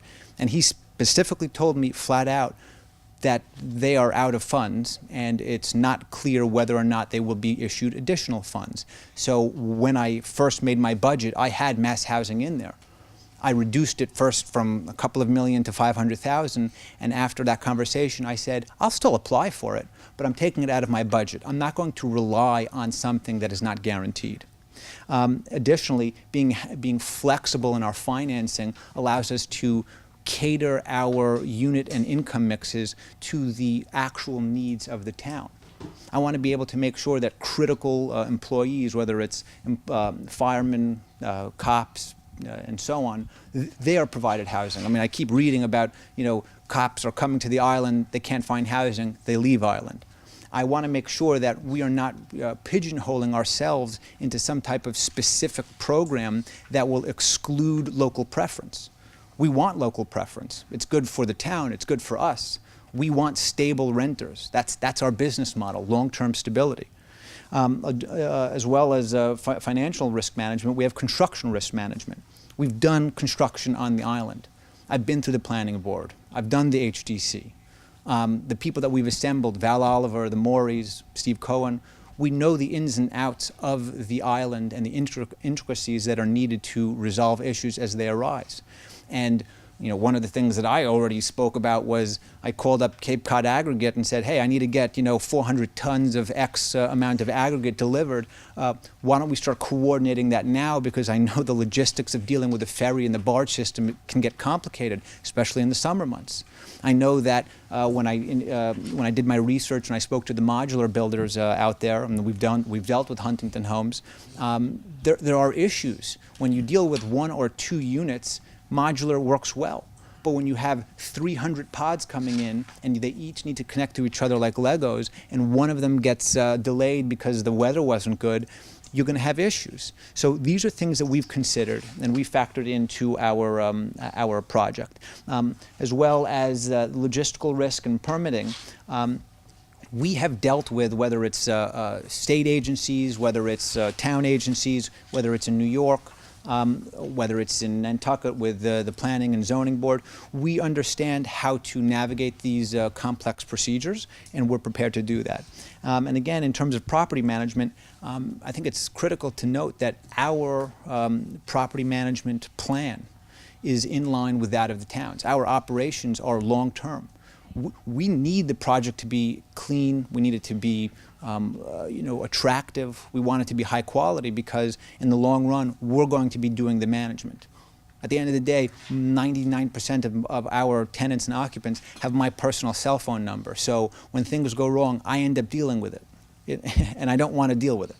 So these type of experiences have shaped how we do our operations. This is why we know how to deal with pet policies. We know how to deal with parking policies. To say, sorry, hey, only 1 parking spot per unit is unrealistic, because then what happens is you got 3 people parking in one guy's spot, and then you got brawls happening. You want to avoid that by having a clear strategy in advance, whether it's giving each apartment a single pass and then having additional passes for rent, so that way the people that need it get it, and the people that don't need the extra spot can pass it along to somebody that needs it. And we are also self-sufficient in terms of management, whether it's dealing with maintenance, whether it's dealing with repairs, dealing with financing or regulatory agreements. We are self-sufficient. That being said, we know where we come short. or where we want to bring in experts to help us with that. So when it comes to legal advice, as smart as I think I am, Steve Cohen is there. As much as I think I can figure out the specific nuances of the DHCD regulations, we brought in Housing Nantucket and to work with us. Somebody who's experienced in that component. We want to basically let them handle that. But at the end of the day, we are very hands-on. We deal with every component of the operations, and we let people do what they do best. Now, you've all seen the proposals and seen all the layouts and so on, so I'll just end off with this slide. And I want to just give opportunity for the panel to ask any questions, and I'd be happy to answer them. All right, so I'll jump in. Your construction costs. Yes. Could you just talk a little bit about what they're based on and your two all-in $270 or whatever is per square foot costs, and what gives you the confidence that you could deliver the project at that level? So that is based on our experience of actually building in Nantucket. We've done this several times. I'm assuming it's not stick-built you're talking about? We've done stick-built. We've done stick-built at approximately this cost, slightly higher. My assumptions were based on speaking to my contractors that I've dealt with on multiple occasions, on many occasions, and I didn't just go to my one guy. I said, let me at least farm it out, just so I can get a little bit of an idea of what other people are saying. In fact, many of my tenants on island are in the contracting trade, so I was able to get a strong feel of this. And I asked them, what's it going to cost? And we went through this. I know what it cost for the modular build-outs, and I've spoken to people about doing it on island. One of the things that is critical for us, in my operation, is that we're putting our money at stake. So we only make money if the project is successful. We're not looking to inflate construction budgets in order to get a higher development fee. We want to maintain budgets and complete it efficiently. So part of this process in getting to this number was we have a relationship with Victor Brandon. Called him up, asked him, hey, this is what I'm doing. I'm going to be building a 400-foot road, X amount feet wide. Asked him what it's going to cost me. I called up Toscana. I called up Miles Reese. I called up various players within the island as well as off island, so that way I can get a true sense of what the cost of construction is. Now, what's also kind of on that note, if we start the project, we're going to be putting in upfront before the banks get involved several $1 million of our own money. Because we don't have fee simple property here, it's a leasehold. The land is no longer collateral. Therefore, once I start putting in money, my own money, $1 million, $2 million, if the project goes over budget by a little bit, yeah, I'm going to have to eat it, and I'm going to have to finish it. There's no cut and run system here. Normally a developer comes in and says, well, you know what, I went over budget, I got screwed, let me sell the land and let me move on. I can't do that here. I have every incentive to finish this project and to finish it properly. That brings me to, I'm assuming it's going to be the same answer, but you have 1.5 million in your budget of town funds, a combination of CPC and Affordable Housing Trust Fund. Yes. Knowing the limitations on those budgets, would that be your plan if you were not approved for those funds? So I made several inquiries and asked around kind of to get an idea of what is going on various other projects. I know that the CPC breaks down funds into housing, open space, as well as historical preservation. I do know that they've allocated certain funds towards projects in the past, and the Affordable Housing Trust Fund is specifically for affordable housing. Part of my plan is that I put forward in the proposal was to have 25% at the minimum 80% bracket, as well as an additional 25% at the 120% bracket. If I am not able to achieve the full amount of funding from the town entity, CPC or the trust fund, I will need to modify back slightly on those affordable housing additional units at the 120% band. But I'm confident that I will be able to work with the town to achieve these goals, because at the end of the day, I feel that I'm a stakeholder in the town as well as other people at this stage, and that we all have the a vested interest in seeing this project done properly and successfully, not just thrown together and just put forward the bare minimum. It's got to be done properly, and I think that the town, the CPC, the trust fund, they're going to want to participate in here. I think that the people, everyone that I spoke to, and I even spoke to the Nantucket Housing Authority, Renee Seeley, and she was like, "Oh, I'm not part of this, but I'd love to be involved." People want to be involved, which is interesting about Nantucket. In most places in the country, it's like, I don't want to deal with it. Let it be somebody else's problem. Interestingly, in Nantucket, people want to take on the challenges and deal with them, and I'd like to be able to work with the community, not just say, here's the plan, this is what we're doing, and to walk away. Can you walk us through your sources of financing? So currently the sources of financing now is I think it was a $11.7 million construction loan. That was based on my estimates from 4 different lenders. I went to Mass Housing, I went to Hunt Mortgage Group, Arbor Mortgage Group, I went to Hingham Savings. We currently have over $12 million in debt with Hingham today. I met with the bank president about 2 weeks ago. He was very happy to proceed with this project. With projects like these, why we actually were saying to ourselves, why do we like a bank like Hingham? Is because they know the island, they're local to the island, they know us as clients, and they're able to work with us to be flexible on what type of requirements would be needed. So being able to get flexible financing from a bank that we are on good terms with is important. Additional funding we had, I'd broken down about $750,000 for the trust fund, as well as $750,000 from the CPC. If we need to modify those down, we are certainly able to do so, and we can come up with additional equity. The equity I had, I believe it was somewhere in the $2.5 million range. Don't hold me to it, I think it was 2.7 maybe. That will be funded initially from personal equity, and we will either bring in siblings and close family members to fund any additional portions. Additionally, something that we've spoken about with our existing lenders is that because we have an existing portfolio on island of approximately 35 units, we will be at 45 in the next several months, we're able to leverage our existing infrastructure to add more equity as needed. We're very keen on kind of keeping this a private project. When you start bringing too many outside investors, people start saying, hey, when am I getting my money? When are we paying off the loan? What are we doing here?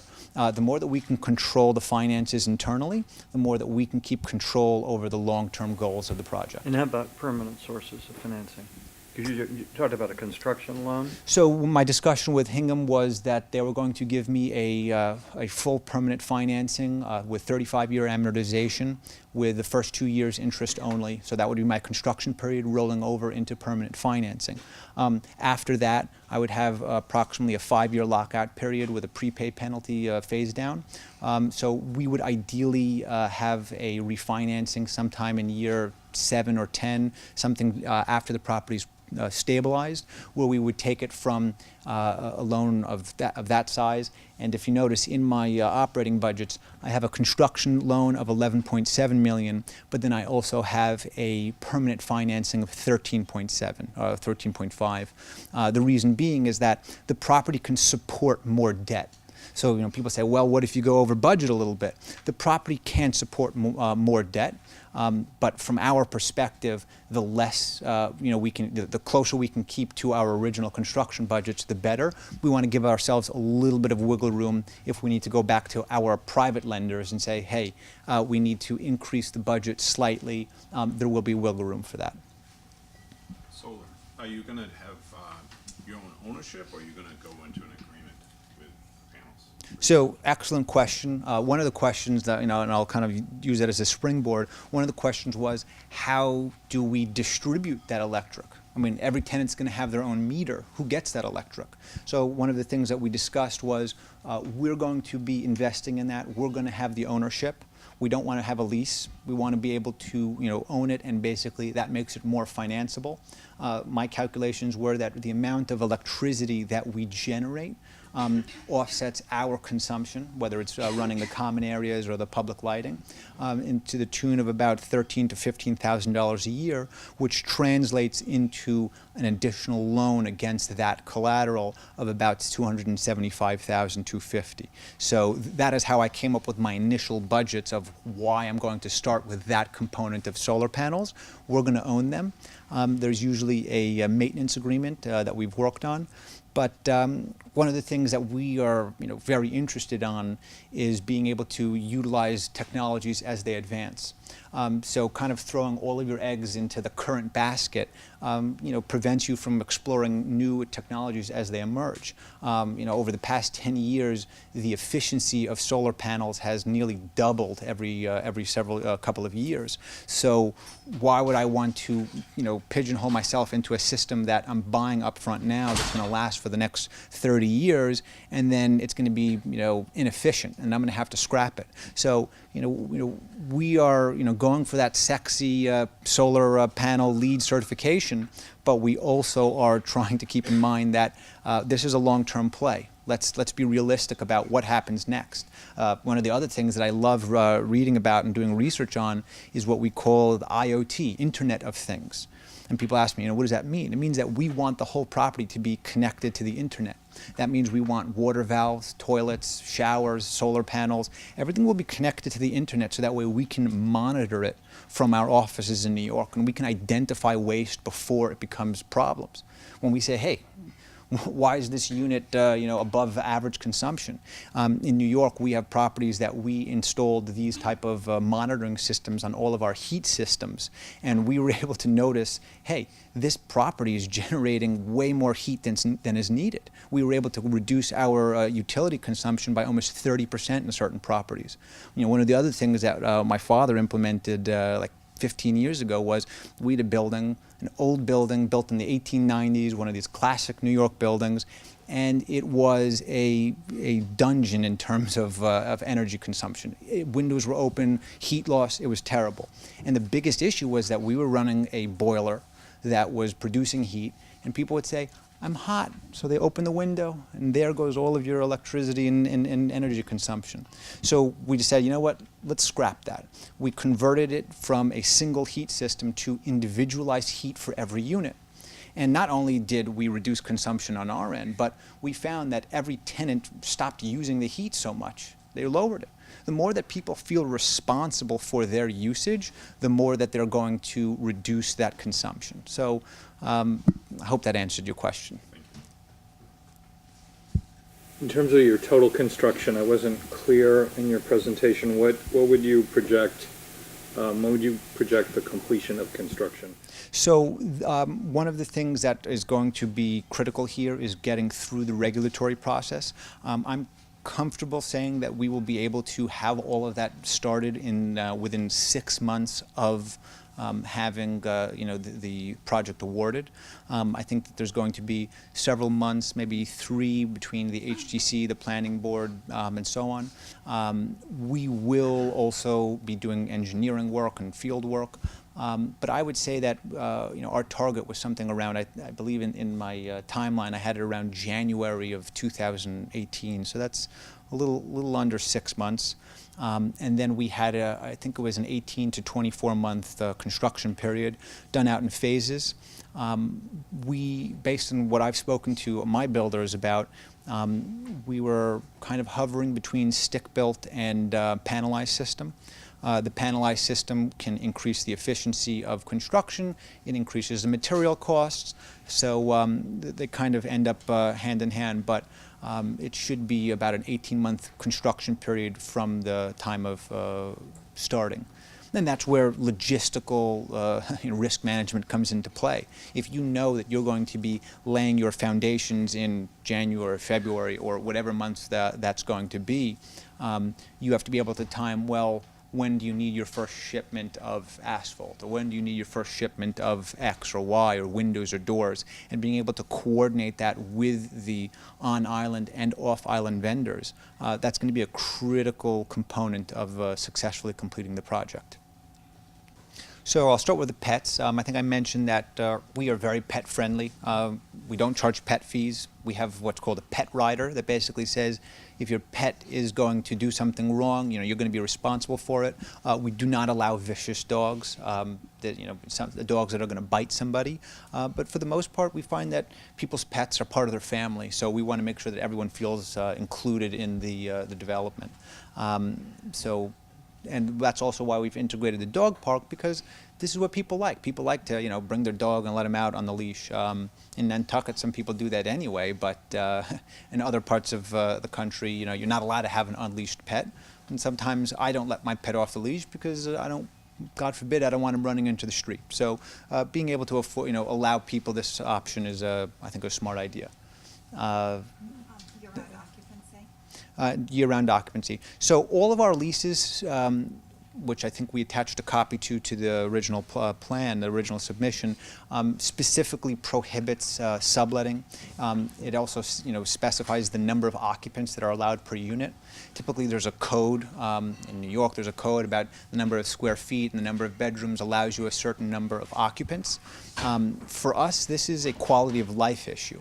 When you have too many people crowding into an apartment, it lowers the property value. It lowers everyone's value. I'm saying, I don't want to live here. It's too crowded. This is a rooming house. We don't like this. So our, goals are very in line with the rules. We don't want people to break the rules, because when they break the rules, it hurts us. It hurts us financially. So we are going to have every interest to make sure that people follow the rules. We have procedures. There was discussion about eviction. Realistically, that doesn't happen in the real world. We're very cognizant of that, especially in Nantucket. People don't have places to go. So one of the things that we're very, very careful about, perhaps to a fault, is that we screen our tenants very well in advance. For instance, I turned down an application the other day in one of our New York properties because the applicant had perfect credit, perfect income. But he was moving into a 2-bedroom unit, and he said he was moving in by himself. And I asked him, I said, you're moving in by yourself, who else is living here? Don't worry about it. I said, no, I worry about it very much. I need to know who's living with you. Well, I said, no, it doesn't work that way. We are very on top of it. What we've implemented in our New York properties, and that we were discussing about implementing here, is a camera system. Having the property properly surveillanced is important. Whether there's insurance issues, whether it's people saying, hey, no, I didn't do that. No, we have it on camera.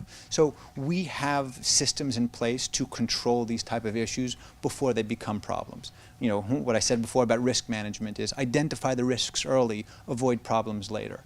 So when people know that there are rules in place and that we're going to enforce them, or that we're not going to allow this type of behavior, it prevents it from happening in the first place. And there are mechanisms to deal with it should people break the rules, but it's a protracted process that we want to avoid. My question was on-site management. Yes. So currently we have almost as many units as we're going to have here. We have about a little over 35 now. We're going to be having 45. What we have is we call them on-site management. They don't live on the property. People don't necessarily feel the need to be policed. It becomes a little bit annoying when people are getting knocked on the door when there's a super. But given the volume of units we have, we are going to have on-island staff member that we currently have people that work for us semi-part-time that are living in one of our units. And we think that it'll be very easy to have them cover this property as well. So do you currently have on-island property management for your other units? We do all the property management ourselves. We have on-island contacts, whether it's leasing or construction, repairs. We have a wide network of people for different things. Do you have somebody on your payroll on Nantucket as your property manager, or do you rely on vendors? Your own New York staff? The New York staff is obviously on payroll. We rely on many vendors. One of the discussions that we did have, my father and the team, was once we get this project, we are going to have a full-time employee. Whether he's housed in this neighborhood or one of our other properties is to be determined, but we intend on having a full-time GP Properties management staff member here. But it's unlikely that that one staff member will be able to do all of the different needs that are, a plumber's a plumber, a landscaper's a landscaper, electrician's an electrician. But having somebody who's on island to do many of these things, we intend to have. And your other projects on Nantucket, reference projects, could you tell us a little bit about those, where they are? So I think, sure. So I apologize because you may have put them in the big. yeah, no, it's no problem. In the original submission, I'll focus on the Hatikva Way subdivision, which is on Surfside Road across from Satcham's Path. That was originally 2 separate lots that we combined and then converted into 3 lots. There we have a total of 9 units. The makeup there is all 12-month year-round housing. We tend to avoid short-term housing because it becomes problematic in terms of financing and also dealing with operational inefficiencies. I'll kind of see if I can go back over here. This is one of the 9 units over here. And you can see we already started implementing in the porous driveways. This project was just completed, but you see that we have the landscaping. We started putting in the shrubs and so on. We have the cedar fencing in the back. So we try to implement the properties to fit into the Nantucket character. I think this is a good example of what we've done. This project had to go through the planning board. We needed to get specific waivers in terms of parking. We had to get HDC approval. So these are things that we dealt with a lot of the hurdles that we anticipate facing here. It's always different, dealing with a blank slate versus an existing. This property already had 2 other structures on it, this is a good example of what we've done on island. Other things that we have done on island, we've taken certain properties that when we bought were in terrible shape. We spent considerable money rehabbing them, expanding them, whether it's on Appleton Road or on Hooper Farm Road. We've done other projects. So we have a history of rehabilitation as well as new construction on the island. So if there's no more questions, then I'll use up the rest of the time. So I think, we spoke about a lot of things in terms of why I think this project is best suited for the Nantucket housing needs. But primarily, I think that what's important is the flexibility of the structure in terms of financing as well as unit and income mixes. What I want to avoid is situations where people feel that they are excluded because they don't fit a certain vanilla envelope. And that's what often happens in these lotteries, is that people get excluded because they didn't dot their I. We have a tenant who's a good guy, works for the Meals on Wheels in Nantucket, and he's happy, but he says, I wanted to try and get into one of the affordable units. He says, my rent will go down by $25. Okay, he's been with us for a few years, no problem. He says, I didn't get it. Why not? He says, apparently I earned $14 too much. The guy works 3 jobs. He works hard. He's a good member of the community, and he did not get that unit. So, it begs the question is, who are we building this project for? If we're building it for the Nantucket workforce, we need to be cognizant that the Nantucket workforce, works hard, and that they also, command a salary that is commensurate with that type of work. So we want to make sure that these people are provided with the housing. We don't want to exacerbate the issue.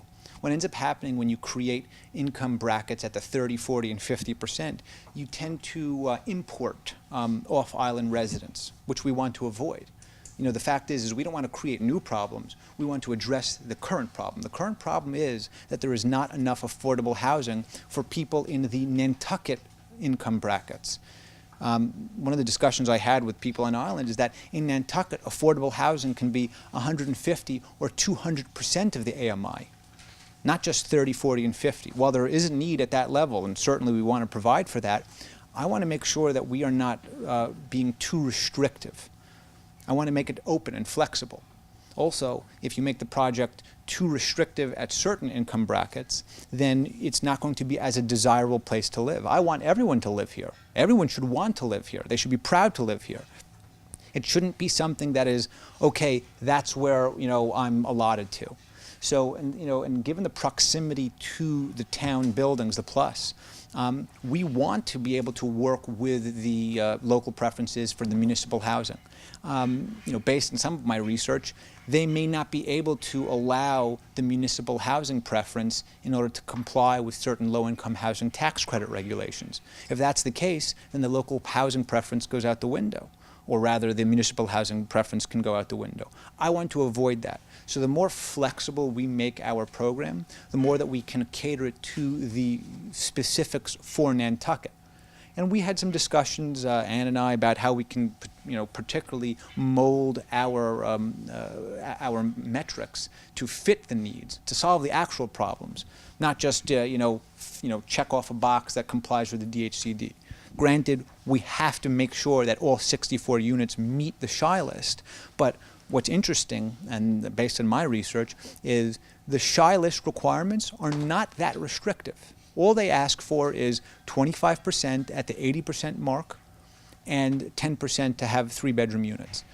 Once you start getting into all of these other more restrictive income brackets and low-income housing tax credits from the state and the federal, mass housing programs and so on, it adds another layer of complexity that may restrict our ultimate goal here, which is providing workforce housing to the people in need.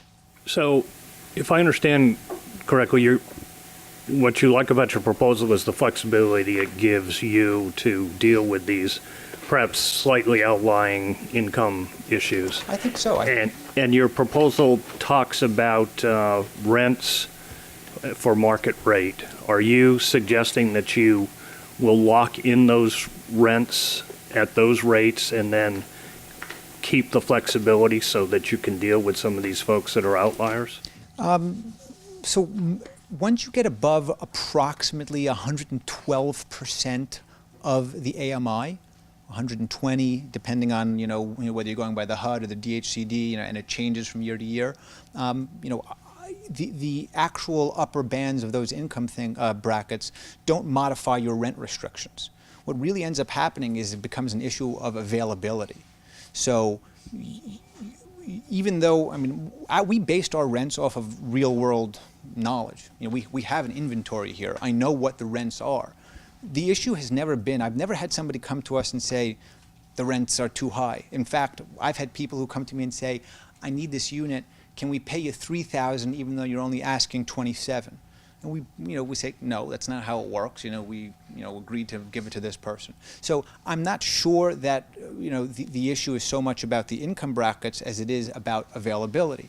Once you solve the issue of availability, the issue of affordability will follow. Creating more supply will create more units that will lower the overall cost across the island. But what's going to end up happening if you create too many restricted units, then those units will get filled by people that fit the mold, and the electrician, the plumber, the nurse, the teacher, whoever that may be, that is just above that bracket, that doesn't get allotted that unit, they're back to the open market and they're fighting for nothing. There's nothing available. But you have all these open market units. All I'm saying is take the income bands out and my question is, are you proposing that you lock in the market rate rents that you've identified long term so that we're not dealing with income bands for the market rate, but you're just putting a restriction on your monthly charge rent for those individuals? There is a component of inflation that goes into things: property taxes, insurance, water, sewer, staff. Costs do go up, so it's difficult to put in a long-term restriction on rents. One of the things that we've discussed. Yeah, I understand that, but you could think about it in terms of a 2.5% increase or a 2% increase. We thought about those kinds of. We thought about it pegged to CPI. So this way that there's some type of general understanding of what it's going to go to. Typically, that's how we would do it. is using some type of pegged marker. But that's something that we want to actually work with the town to create a Nantucket-specific program, which is not based off of the HUD makeup in DC or however they determine what the local area median income is, because we need to be specific to the needs of Nantucket. But I think that we would use some type of CPI index that kind of ties it where the maximum rent would be either the lesser of the HUD rate or the CPI increase. So are you committing to doing that? That's something that I am committed to work with the various town entities to achieve, provided that we can work out the sources of funding. The more funding that the town will provide, the more that I can add to that mix. And I want to add to that mix. That's why I put into the proposal. If I'm able to get what was suggested in my budget, I am prepared to commit to that. So we're at the time here, and I think you've heard the answer there, David. Yeah, I'm fine. Yep, thank you. Well, thank you very much. I appreciate your time. So now we're going to turn to our next presenter.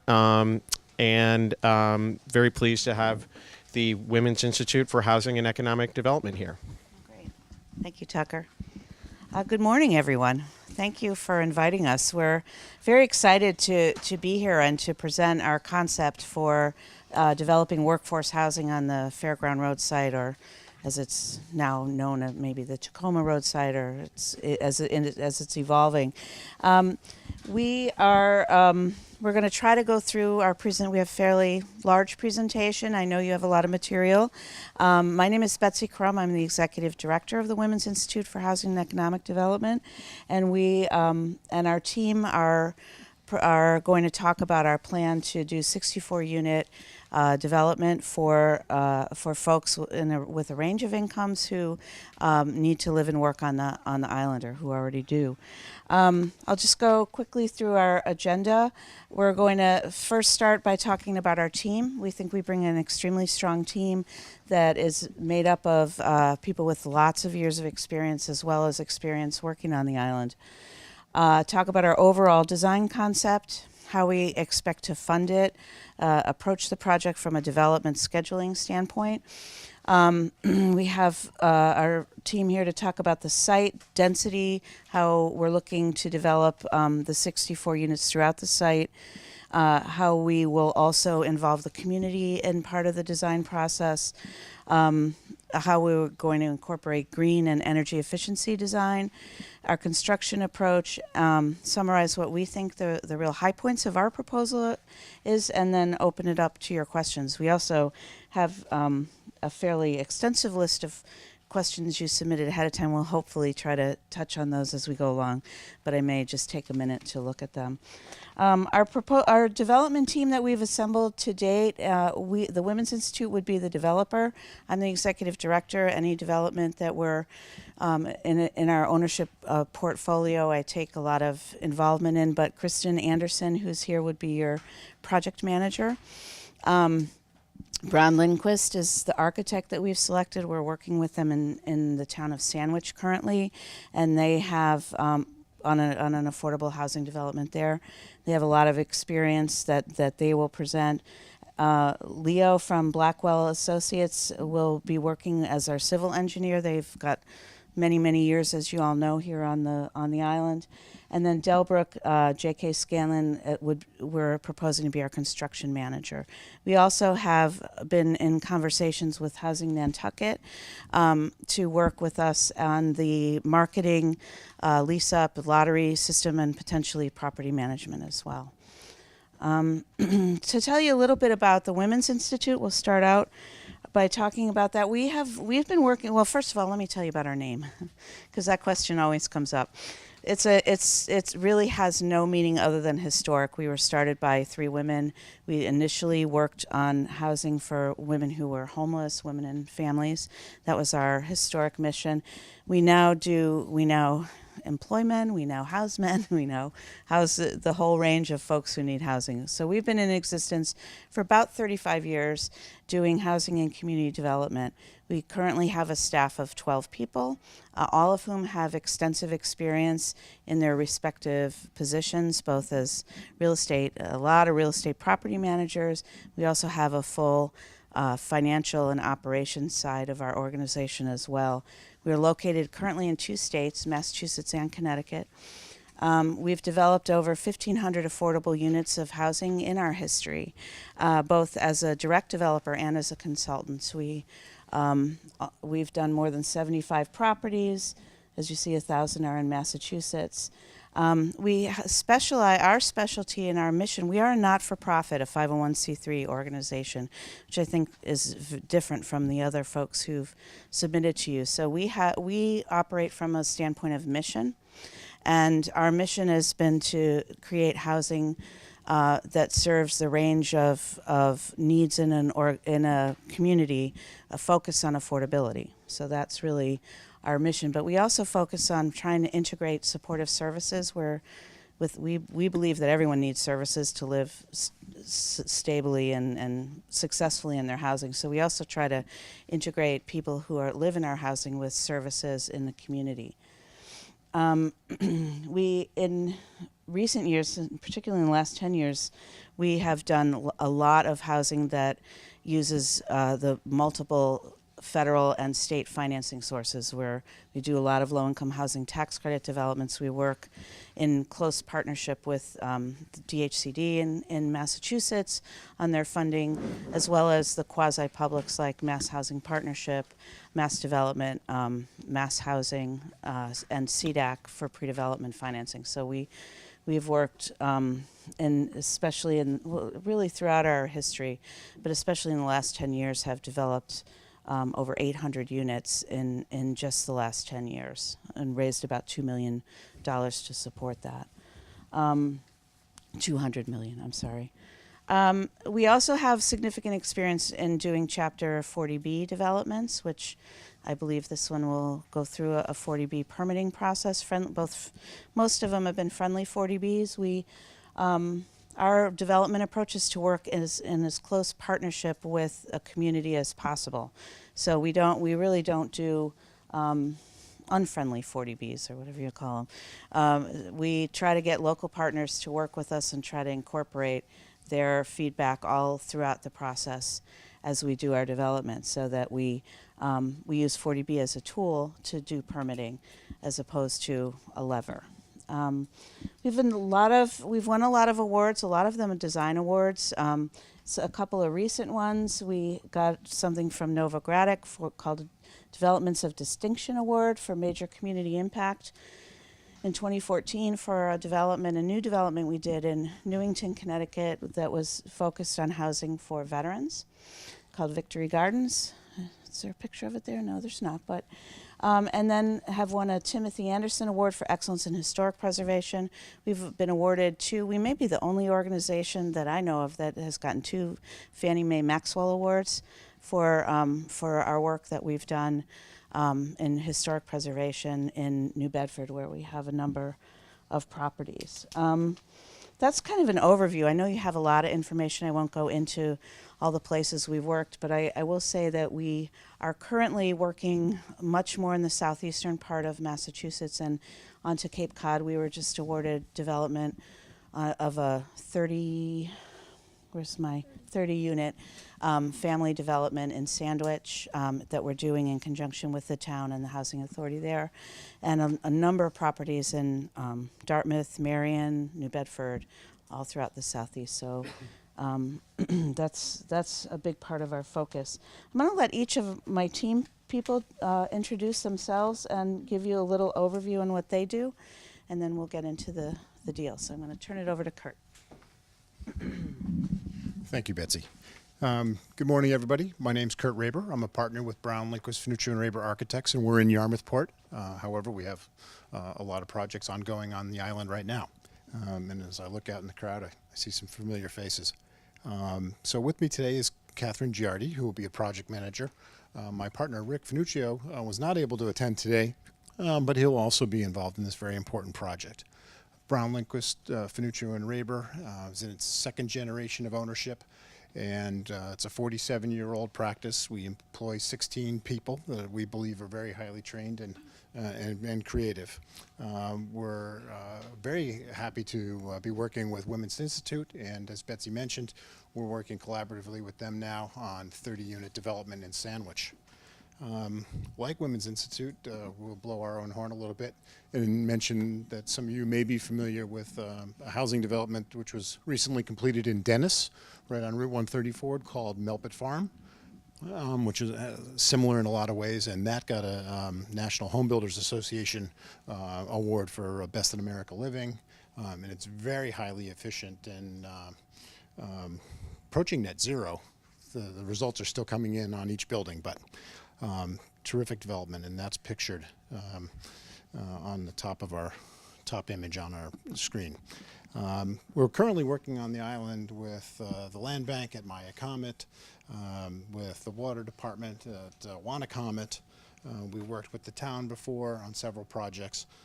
We were just over in Yarmouth Port, just a couple minutes from the ferry, so we like to consider ourselves almost local. And we are excited about this project, and we really do believe that with our recent experience in housing, we can deliver something that is LEED certifiable and approaching net zero and be really, really efficient for these residents. With that, I'm going to not take up too much time and pass it over to Leo to talk briefly about Blackwell. Thank you, Kurt. I think most of you know me, Leo Azadorian with Blackwell & Associates. I've been on the island 33 years, and I've done a lot of projects. This particular property, my time goes back to 1994 when I did the original subdivision for Nantucket Electric, and I've been working on the property since, so I have a pretty good database of the site. I'm excited again about possibly working with BLFR. All those projects that Kurt mentioned, along with Cape Cod 5, we've worked on with him and enjoy a good working relationship with his firm. Our site here that is going to be developed, again, has some peculiarities to it as far as the grading goes and what needs to be done with the site. We've looked at that and we've passed that information along to the design team, and they've incorporated a lot of that information in their presentation plans themselves. Again, we have a whole staff of survey crew and young engineers in our office. We have the ability to do it. The last project that I worked on for the town was easement plans for the sewer project, and those were delivered on time and under budget. I feel that our company is probably best suited to do the nuts and bolts for this site, only because of our extensive database. And with that, I'd like to turn it over to Chris Conway from Scanlon.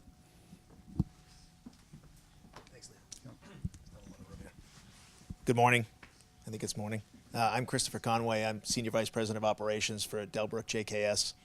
We're a mid-sized construction management firm that maintains offices in both Falmouth and Quincy. You may know us, if you've been on the Cape and Islands for a long time, by our last three letters, JKS. That stood for JK Scanlon, a company which we acquired about 5 years ago. We have we have a lot of experience on the Cape and Islands, as you may know. We're very fortunate to be asked to be part of this project. I'm always amazed at how many housing projects. Every time I do one of these presentations, I look down and the number goes up, but that's about 60% of our portfolio. We have about 180 employees right now, 70 of which are based in our Falmouth office, which would be managing this project if we were fortunate enough to do this. We have a number of project managers and superintendents that actually spend a lot of time out here on the islands. In fact, we maintain about 3 superintendents that live out here full time.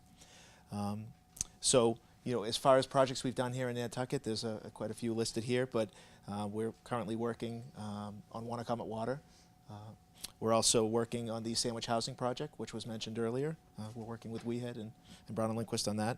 We've done a few other projects, Satcham's Path, White Elephant renovations, and the Nantucket Public Safety Facility. And we're very much looking forward to being part of this team and being part of this project. So, thank you. So, thank you. I forgot about this. Thank you. So, as I mentioned, we've been in conversation with Housing Nantucket about doing property management, and we would love to be able to use them. And I think that's our expectation, but we also need to think about the financing that will ultimately come in here, and as that changes and capacity issues. So we're definitely working, partnering with them around the issues around lease up, marketing, and running the lottery system, and then it's our hope that that they will have the capacity to come in as our property manager as well. The other thing I wanted to mention, we have in-house an in-house asset manager, which is a little different for most developers who don't also do property management. So we have someone whose sole job is really to make sure that our properties are running well and that they're thinking about the long-term capital needs, long-term financial needs, and being a liaison with our property manager in a way that is kind of unique for nonprofits. We also are very interested in, and it's part of our model to do a lot of community engagement and resident involvement. We, in fact, Kristen Anderson, who you hear from in a minute, has been working with us throughout all of our portfolio to build in outreach and engagement with the residents to get them to be much more active and involved in decision making about their property. So we believe and built our model around a very collaborative approach with the community, and we define the community as both all of you, the external community, and then the internal community in our housing developments. So I'm going to let Kristen take the next few slides. So she will, as much as I am a little bit of a control freak and like to control all of this, she will be your project manager if we are fortunate enough to win this, and I want you to get to know her as well. And she had a summer stint out here on Nantucket, so I'll let her talk about that too. It's 2 days summer stint. Oh, the other thing on the team, before I forget, it's also our intention to bring in a local land use attorney. We've been talking with Arthur Reed, who is available and interested in working with us on this property. And in all of our developments, we use local land use attorneys. So that's the where we're at with that. Okay. Hi, thank you so much for allowing us to come and talk. So I just wanted to take a minute to introduce myself, since I would be the project manager working with you all as part of this project. As Betsy mentioned, I have a particular focus in community engagement, community outreach, but have been in housing and community development for the past 8 years now. And what she was referencing, I actually volunteered for a day with Housing Nantucket as part of another organization I was involved in called Bike and Build. And so I got to see the island, I got to see some of the affordable housing for just a brief stint until we came back out to do a site visit. And actually, that's what I want to talk a little bit about is what we heard from the community, what we heard from the RFP, the market studies that were done on the island, and how we incorporated some of that information into our overall development concept. And so really, one of the things that's a priority for us is how are we building housing that reflects the community's needs, Nantucket's needs, but also serves the greater mission, both of the island and for Women's Institute. And so we think we've put together a strong proposal for what will offer a broad range of opportunities for the workforce that's living here, but also stay true to some of the design goals and some of the preferences that the island has. So to give you sort of an overview of how this all came together and the numbers we're going to dig into and the design we're going to dig into, this is really our goal. Our goal was to create a broad range of housing. I know one of the things that we saw time and time again was there's a need for all types of housing on Nantucket. The market study said it, we just need more housing. We need to serve a broader range of people. When we went out and looked at some of the sites too, some of the things we heard was that for municipal employees, a lot of housing, maybe not a lot of housing, but some housing has been built for 3-bedroom, larger families. And sometimes those families aren't in a position where they are ready to stay long term or where their families aren't large enough to live there. So we actually focused a lot of our unit mix on 1 and 2 bedrooms. And we also spread the income range from anywhere from 25% of the area median income all the way up to 110% of the area median income. And our goal with that was to create flexible options for families to move in. For, you might have a resident who's working in the hospital. You might have a teacher who's come over and who is starting their family here. And so we wanted to create options for as families grow, as their income ranges change, there's an opportunity to live in a neighborhood. And that was another one of our priorities, is a complete neighborhood. So when we went and we looked at the site, we saw the nearby commercial district that had been built. We looked at some other developments, and one thing we really liked was how Nantucket does a good job of keeping small scale development, even if it is dense, really taking priority in how do we make this a very livable community. So you'll see in the design when they go over that, how we incorporated some of those goals around a complete neighborhood feel. And part of that was tying into some of the resources and the assets that are here, the bike path, building community gardens in our housing developments, including a community room so we can do some of that engagement effectively. These were all priorities that were important to us as we were building this overall project. And then finally is the fiscal and environmental sustainability. We'll go more into the environmental sustainability, but really speaking to what Betsy had to say about having an on-site asset manager, because we own affordable housing developments, we are always looking at ways that we can ensure that they are sustainable for many, many years to come, knowing that there's going to be limited incomes. And so we spend a lot of time really thinking about our asset management and our, how we fiscally manage our properties. And I'm going to leave it there and turn it back over to the design team. Oh, no, to Betsy. Okay, thanks, Kristen. And again, we'll try to answer some of the questions that came through, but we may miss a couple along the way. So if we do, we'll hopefully review those at the end. On the funding, before we get to the funding approach, this is just sort of underscores what we were thinking of in terms of an income mix. And what I really do when I develop housing is I try to reflect something that's like a community I live in, right? I don't, not everybody has the same income in my community, not everybody has the same story or the same housing needs. And so in looking at the needs of the community, clearly we focused a lot of the development and a lot of the focus on people in the 80 to 100, 110% AMI range. That's what is often defined as the workforce range. But we also knew that there were people who came over here who might fall a little bit below that, who work at the grocery store, who work at the at some of the shops in town, who are coming in at entry-level positions, working for the town or the police and so forth, who may not meet those criteria. And so we look to develop a housing for range of income that could even potentially, if you had a family or two that was very low income, but they're long-term island people, could live there without having to rely on a Section 8 subsidy or any kind of subsidy, but that the housing itself would be designed to have a mix of rentals that would allow people with a few people with lower income. Now this can be adjusted, but this was something that we felt could get you a few more affordable housing units, housing for a little bit deeper while still focusing on the higher end of the workforce. We also looked at a mix of studios, 1s, 2s, and a few 3-bedroom apartments. You can see kind of the mix there with adaptable and ADA accessible units as required under the law. A 2-bedroom unit for a on-site property manager that could really attract somebody who can, who has himself or herself probably trouble affording apartments on the island. And then a fairly large community building that allows for the neighborhood to come together in various ways for recreational, social, variety of things. To the next one.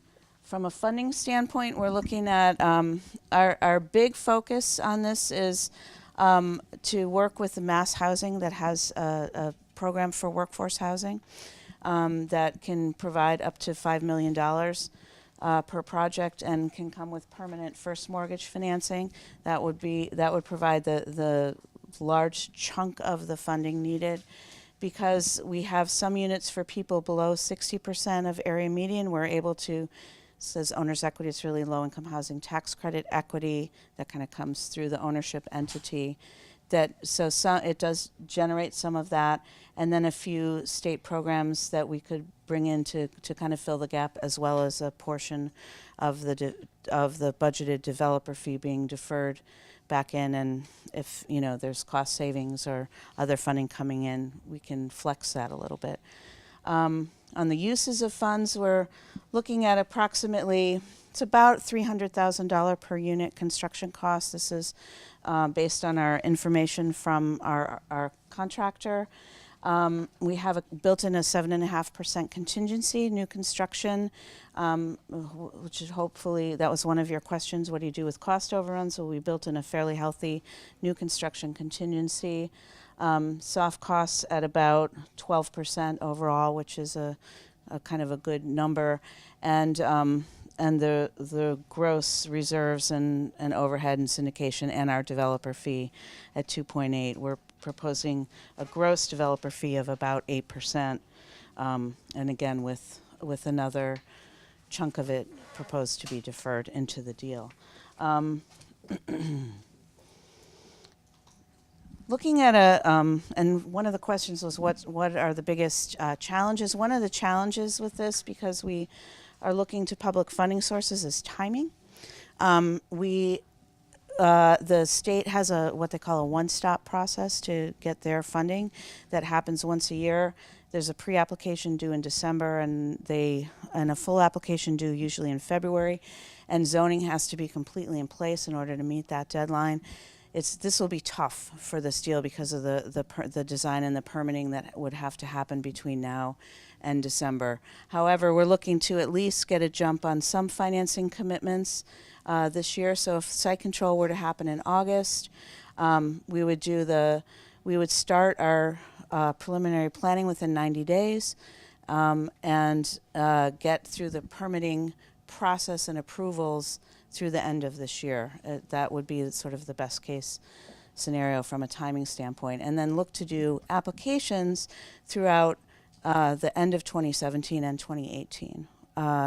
Some of them are a rolling basis, but the DHCD funding round, it looks like it would be difficult to make the one that would come in 6 months. It would probably have to wait till the following one.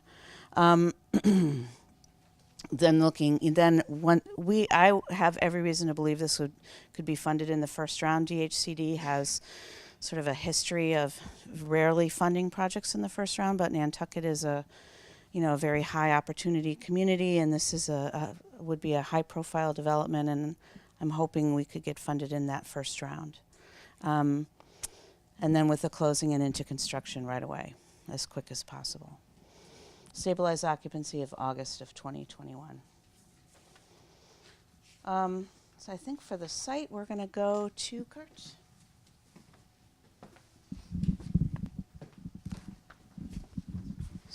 So I want to take you through a few slides, try to be quick. So this is obviously the elevation 30,000 feet from high above Nantucket, and this is a Google Earth image. And we do know that Waite Drive has been cut in, and so some of the existing trees that you see in this image is a little dated. So this is the parcel at 6 Fairgrounds, or recently renamed by the assessors 4 and 6 Waite Drive, I believe. The next slide, we zoom in a little closer, and you can see that in the magenta we've highlighted the perimeter of the site, which is a little different than the site that was in the RFP, and I think you've probably all noticed that we've added a little projection out to Tacoma right here. The other leg is the existing greenbelt easement, which is part of the parcel. The yellow shows the dimension and the distance or the location of Waite Drive, and the triangle is that new parking facility that's been added behind the 2 Fairgrounds annex building. So we also identify that the future fire station we know is going to be our neighbor someday. So this is, great things about this thing is we're on the bike path. We have sidewalks on Tacoma. We have sidewalks on Waite. Or we'll have sidewalks. So this is the site plan that was part of the RFP, and we immediately looked at what are the opportunities, what are the constraints of the site. So the bike path, the relatively flat topography, being higher on the east end, a little bit lower, but gradually sloping towards the west. It's on town sewer, so we don't need to create a large septic system. It's not a wet resource. It's got great solar exposure. Obviously, the limited access off of weight was something that we struggled with initially, and that's why we sort of decided that we'd be best to annex Lot 67, which we'll talk about a little bit more. So here again, we're at the 3D view. 16 residential buildings, 1 community building. There's 5 different residential buildings, but some are just slight variations of a typical plan. We have 64 units and a total of 104 bedrooms. We have 71 parking spaces. This is 1.1 parking spaces per unit. And because of our access to the bike path and the street and the shuttle bus and other mass transit, we're thinking that that's enough. We have some ideas about how we may be able to add parking, but it might mean less buildings and taller buildings. Again, we showed you in a previous slide the mix of 1, 2, and 3 bedroom units. Our combined site area is 2.87 acres with the new street coming out to Tacoma. So we think that this overall development creates a true neighborhood feel, and it's the massing of the buildings is similar to some of the other neighborhoods that surround the fairgrounds area. There's a variety of building types, and each building has sort of a different experience, a different approach, and different views. So this is that same site plan in 2D. And again, we created the first driveway off of Waite, which is on the right side. We created a loop road for multiple reasons. One, to kind of have 2 ways in and out. We were thinking about what the fire department want. But it also let us break up the parking into sort of 2 sides, and the buildings kind of narrow the center of the site and break the development into kind of 2 sides rather than one massive development. And of course, the network of sidewalks are meant to be pedestrian friendly and safe for all the occupants, and the parking areas are smaller and trying to be a little bit more discreet. The next slide talks about site access, and as we mentioned, we have 2 ways in and out. We have a looped water service, which would be good for water pressure and flushing. There is a little bit of a hammerhead street here down to this lower corner, but down in the backside, there's still most of the traffic can flow through the site without a lot of maneuvers.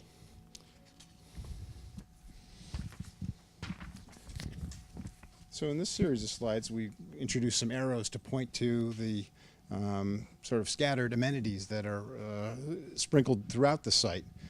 These green arrows indicate community planting areas, which could be flowers or vegetable gardens, but those will be shared by the occupants.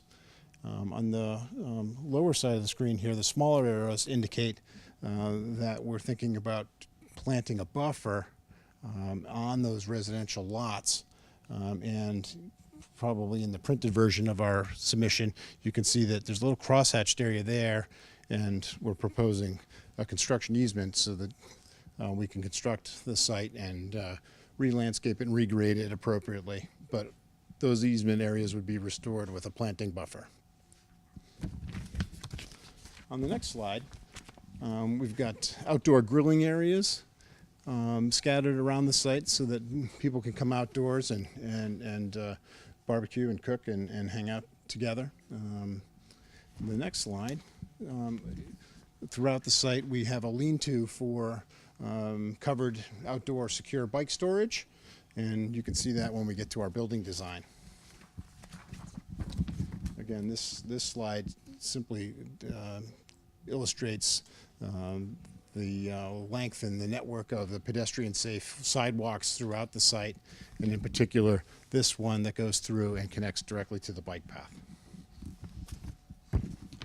On this slide here, we've identified in the yellow circles our lamp posts and indicated that we're aware of the lighting requirements here on the island, both in the planning and then at the HDC. And these are similar to other fixtures we've used on the island. And they're LED, but they're fully shielded, cutoff fixtures, dark sky compliant, which is generally a rule everywhere now.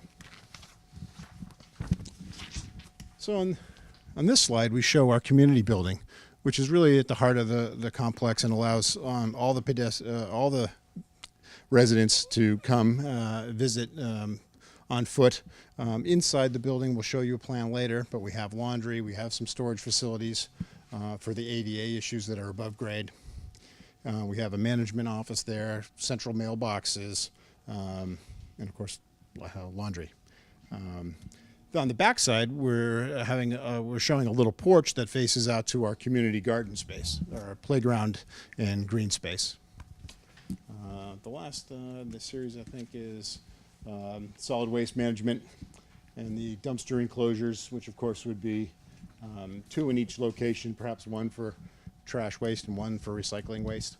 And those are conveniently located so that they're easily accessed by the rubbish hauler.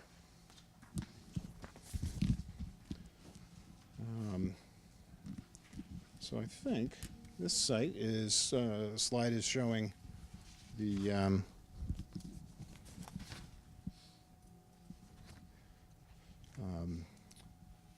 privacy concerns, and the white line through the buildings kind of show you where we're talking about adding soundproof partitions between units so that there's privacy.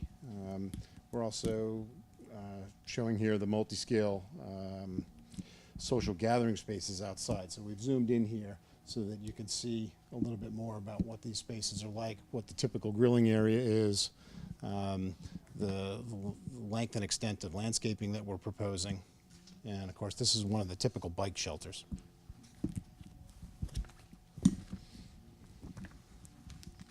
Yeah. So continuing on with the building design,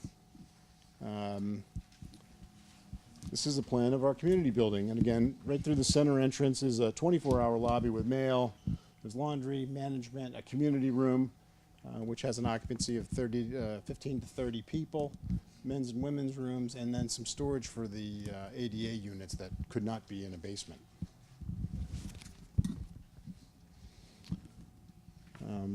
This is our residential type A building. Again, we have several building types, but we show A and B in the RFP response to show you a general feel of what our buildings will look like. This is a 4-unit building with 4 2-bedroom units, each with a single bath. The building dimensions are there. Again, there's a very high efficiency envelope that we'd like to provide here, similar to the project we did in Dennis. We envision an all-electric HVAC, a mini split system, and we show you the building areas.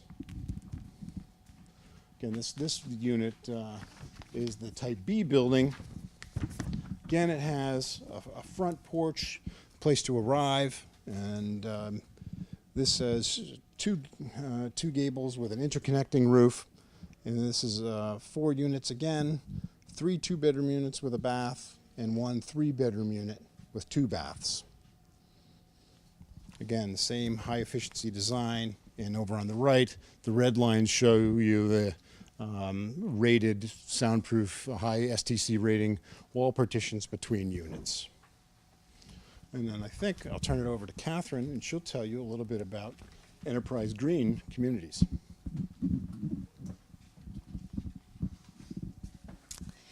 So like Betsy had mentioned earlier, we are going to be pursuing the Enterprise Green Communities program as well as Energy Star program. So just for people who aren't familiar with the Enterprise Green, it is very similar to a LEED type certification, but it is geared towards affordable housing, which is really great.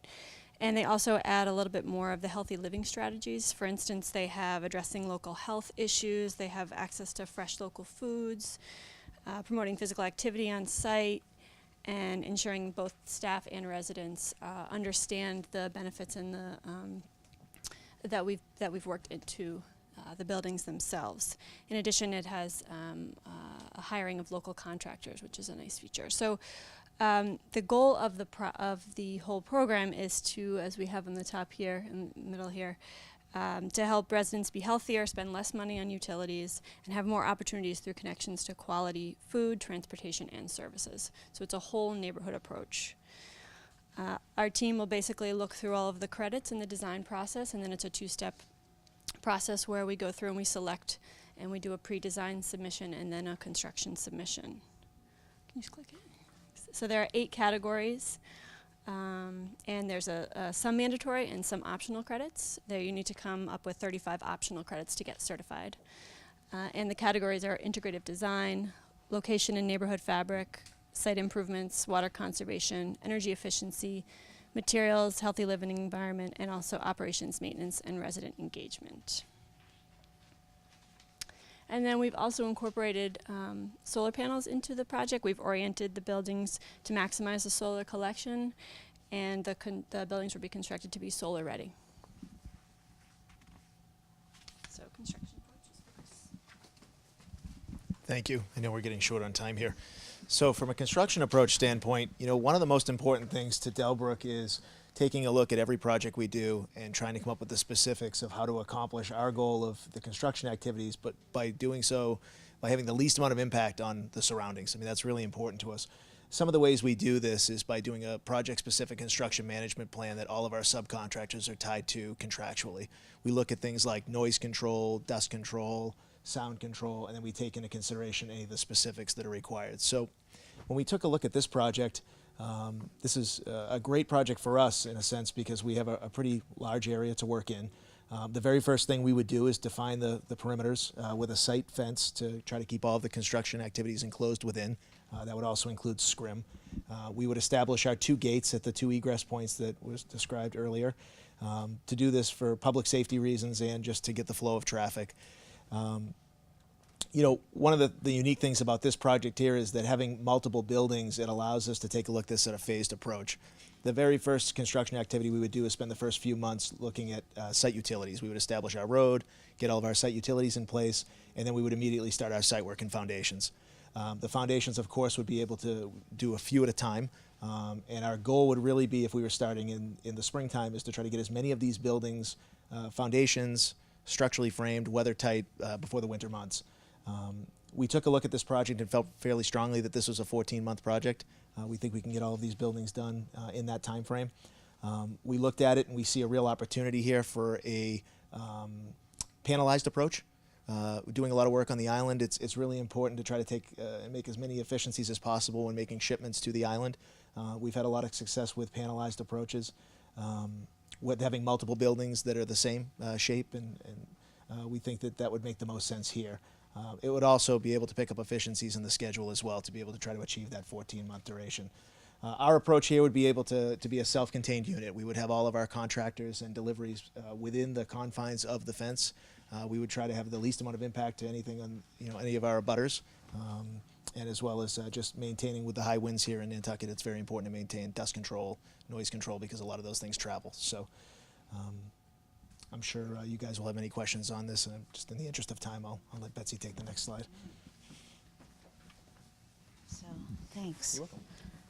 So just to kind of wrap it up, I wanted to highlight, first of all, we really would be very excited to do this development. Our team is, since we heard it first come out, we've been kind of working nonstop together on it. We think it's a great opportunity that you all, I've been impressed. I mean, I've talked with Tucker since before this project was available, just in terms of how you're thinking about what's really an existential question, right, for the island. Can you exist without workforce housing? And I think I give you a huge amount of credit for doing something that I talk about you as a ray of light in a way in our affordable housing work, because you're saying we're going to get to 10%, and this is how we're going to do it, and we're going to be really deliberate about it, and we're going to be involved in it, and we're going to decide who's who's going to bring us there. And so we, one of the things is not really so much on our list, but it's in everything we do, is we want to work with you to realize your vision. So we kind of developed a vision based on your RFP and based on who we are, but that's a starting point. And so one of the things we would love to do, we love to do community charrettes, community conversations, getting input, but really trying to help you realize your vision. So we're really excited, and we think we're a great team because we have brought in folks who have local experience, and we brought in folks who have deep, long-term experience doing affordable housing and doing housing that fits into a community context. And that's what we think we've, sort of started with you. We have also, our architect and contractor have worked out here. Blackwell Associates is of the island. Housing Nantucket is of the island.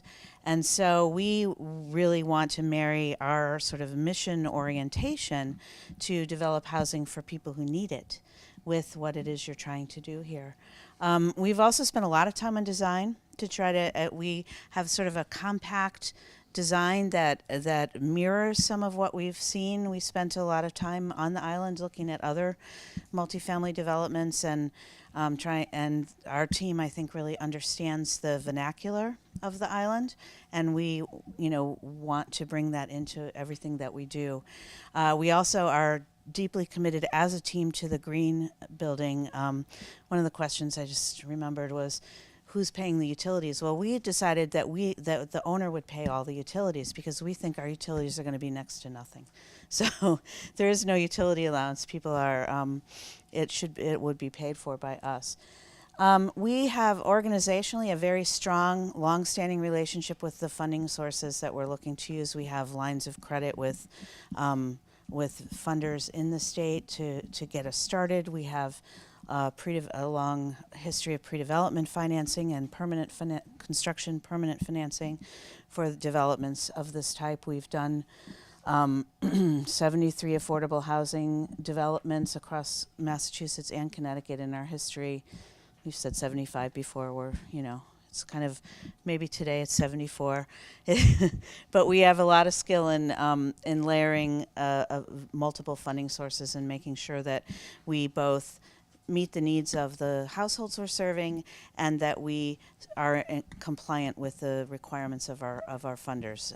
And again, we have an asset manager on staff whose sole job it is to keep us to that. So we're excited about the potential of this, and I think with that we want to we have a little time for questions, right? So thank you. I have a question. You mentioned in the proposal that you're going to apply for a 40B. Why are you not using our workforce housing bylaw? We would, we would do, there's no reason why we wouldn't. If most communities that we work in of default to the 40B, if you all have a bylaw that allows this type of proposal to go through, that we would use that. I have two other Sure. questions. So your proposal basically has no market rate. You have income limitations on all your units. Yep, we decided to do that. And then just a question on the laundry. So there's no in-unit laundries. Is it designed to be, you have sort of the group laundry? I think we have it centralized. I think we designed it except for the ADA. The ADA units have their own laundry for the mic. Do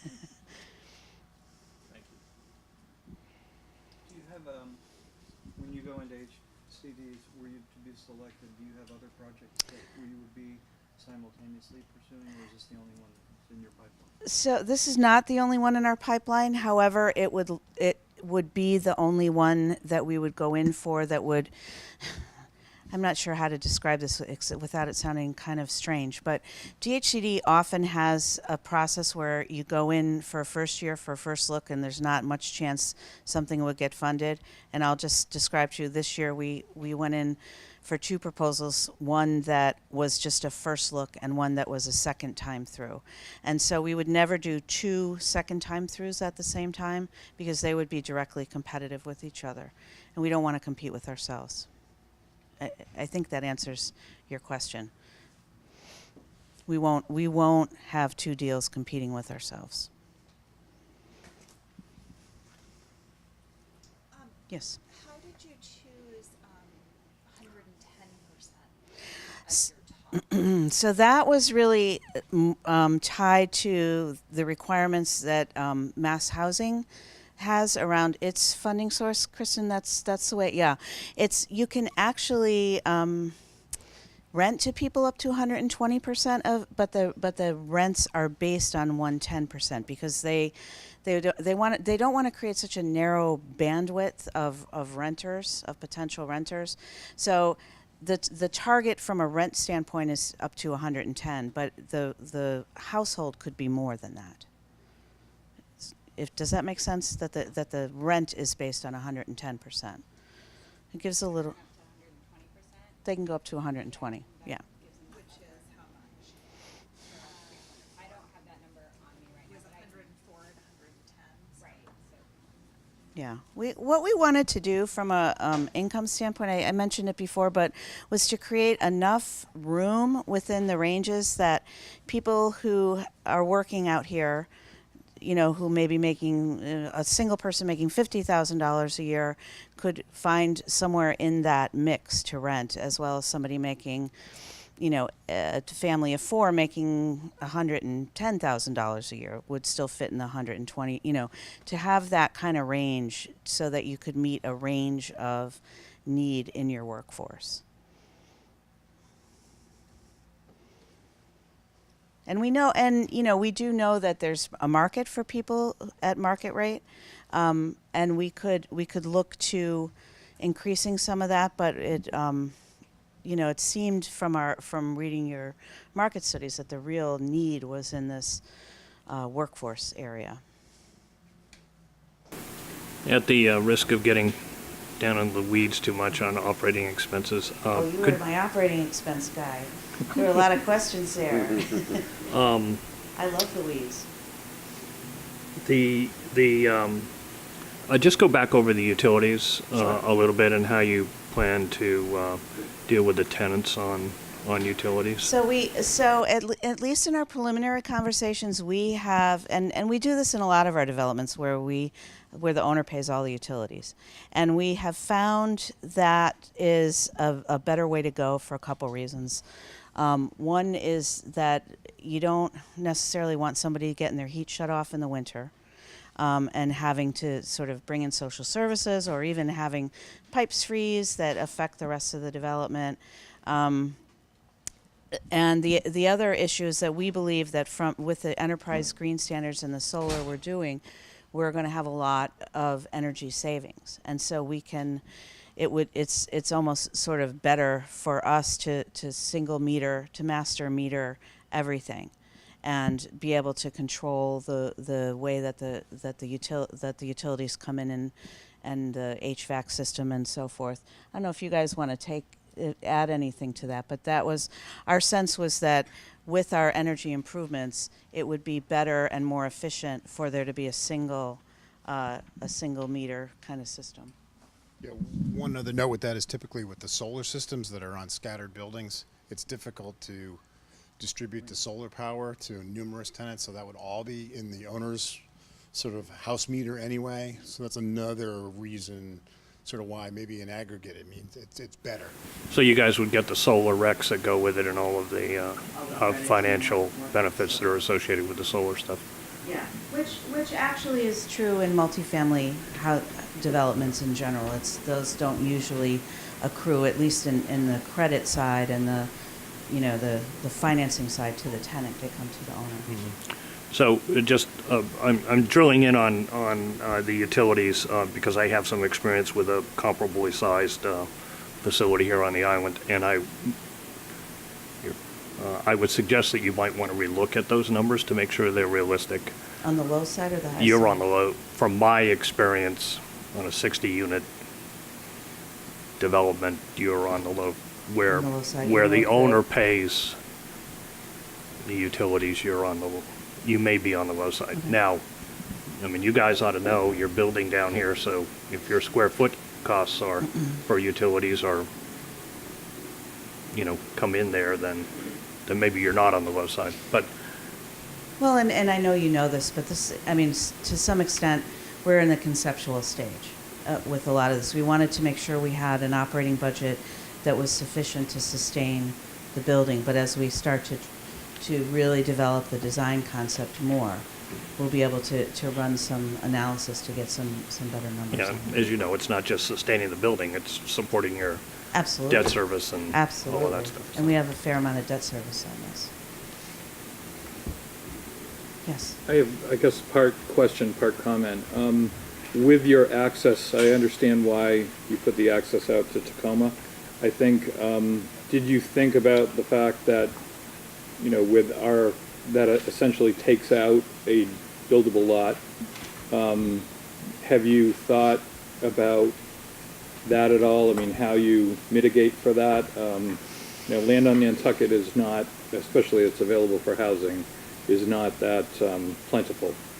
So it just seemed to me the placement of that, had that been given a lot of thought, or are we still at concept here? Well, we're still at concept, but we did give it a lot of thought. And maybe we can go back to the site plan a little bit.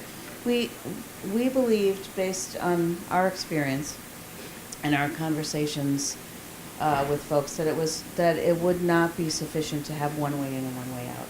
That basically from a safety standpoint, and maybe Leo or some designers could talk a little more about this, but it seemed important from a traffic flow standpoint, but mostly from a public safety standpoint, to be able to have two ways in and out, to be able to bring the trucks around, if you will. And we knew we couldn't go over this, right? This is our bike path. There was no egress out that way, so there's really only two roads, and we couldn't come up with, I mean, to answer your question, we could potentially mitigate it with another unit, I suppose, to sort of, or in some way that way, but these were seen as single-family lots, correct? Correct, and I think it's just that the particular placement in the center of one of those, as opposed to a lot line placement, seems to, completely foreclose on, the buildability of those lots. So Andrew, are you suggesting that if you went to the side, you'd still have the option of building on the lot? Is that? Okay. You mean come in that way? Yeah, hug one. So you're saying a Where the couple green cottages space could go is there instead. still?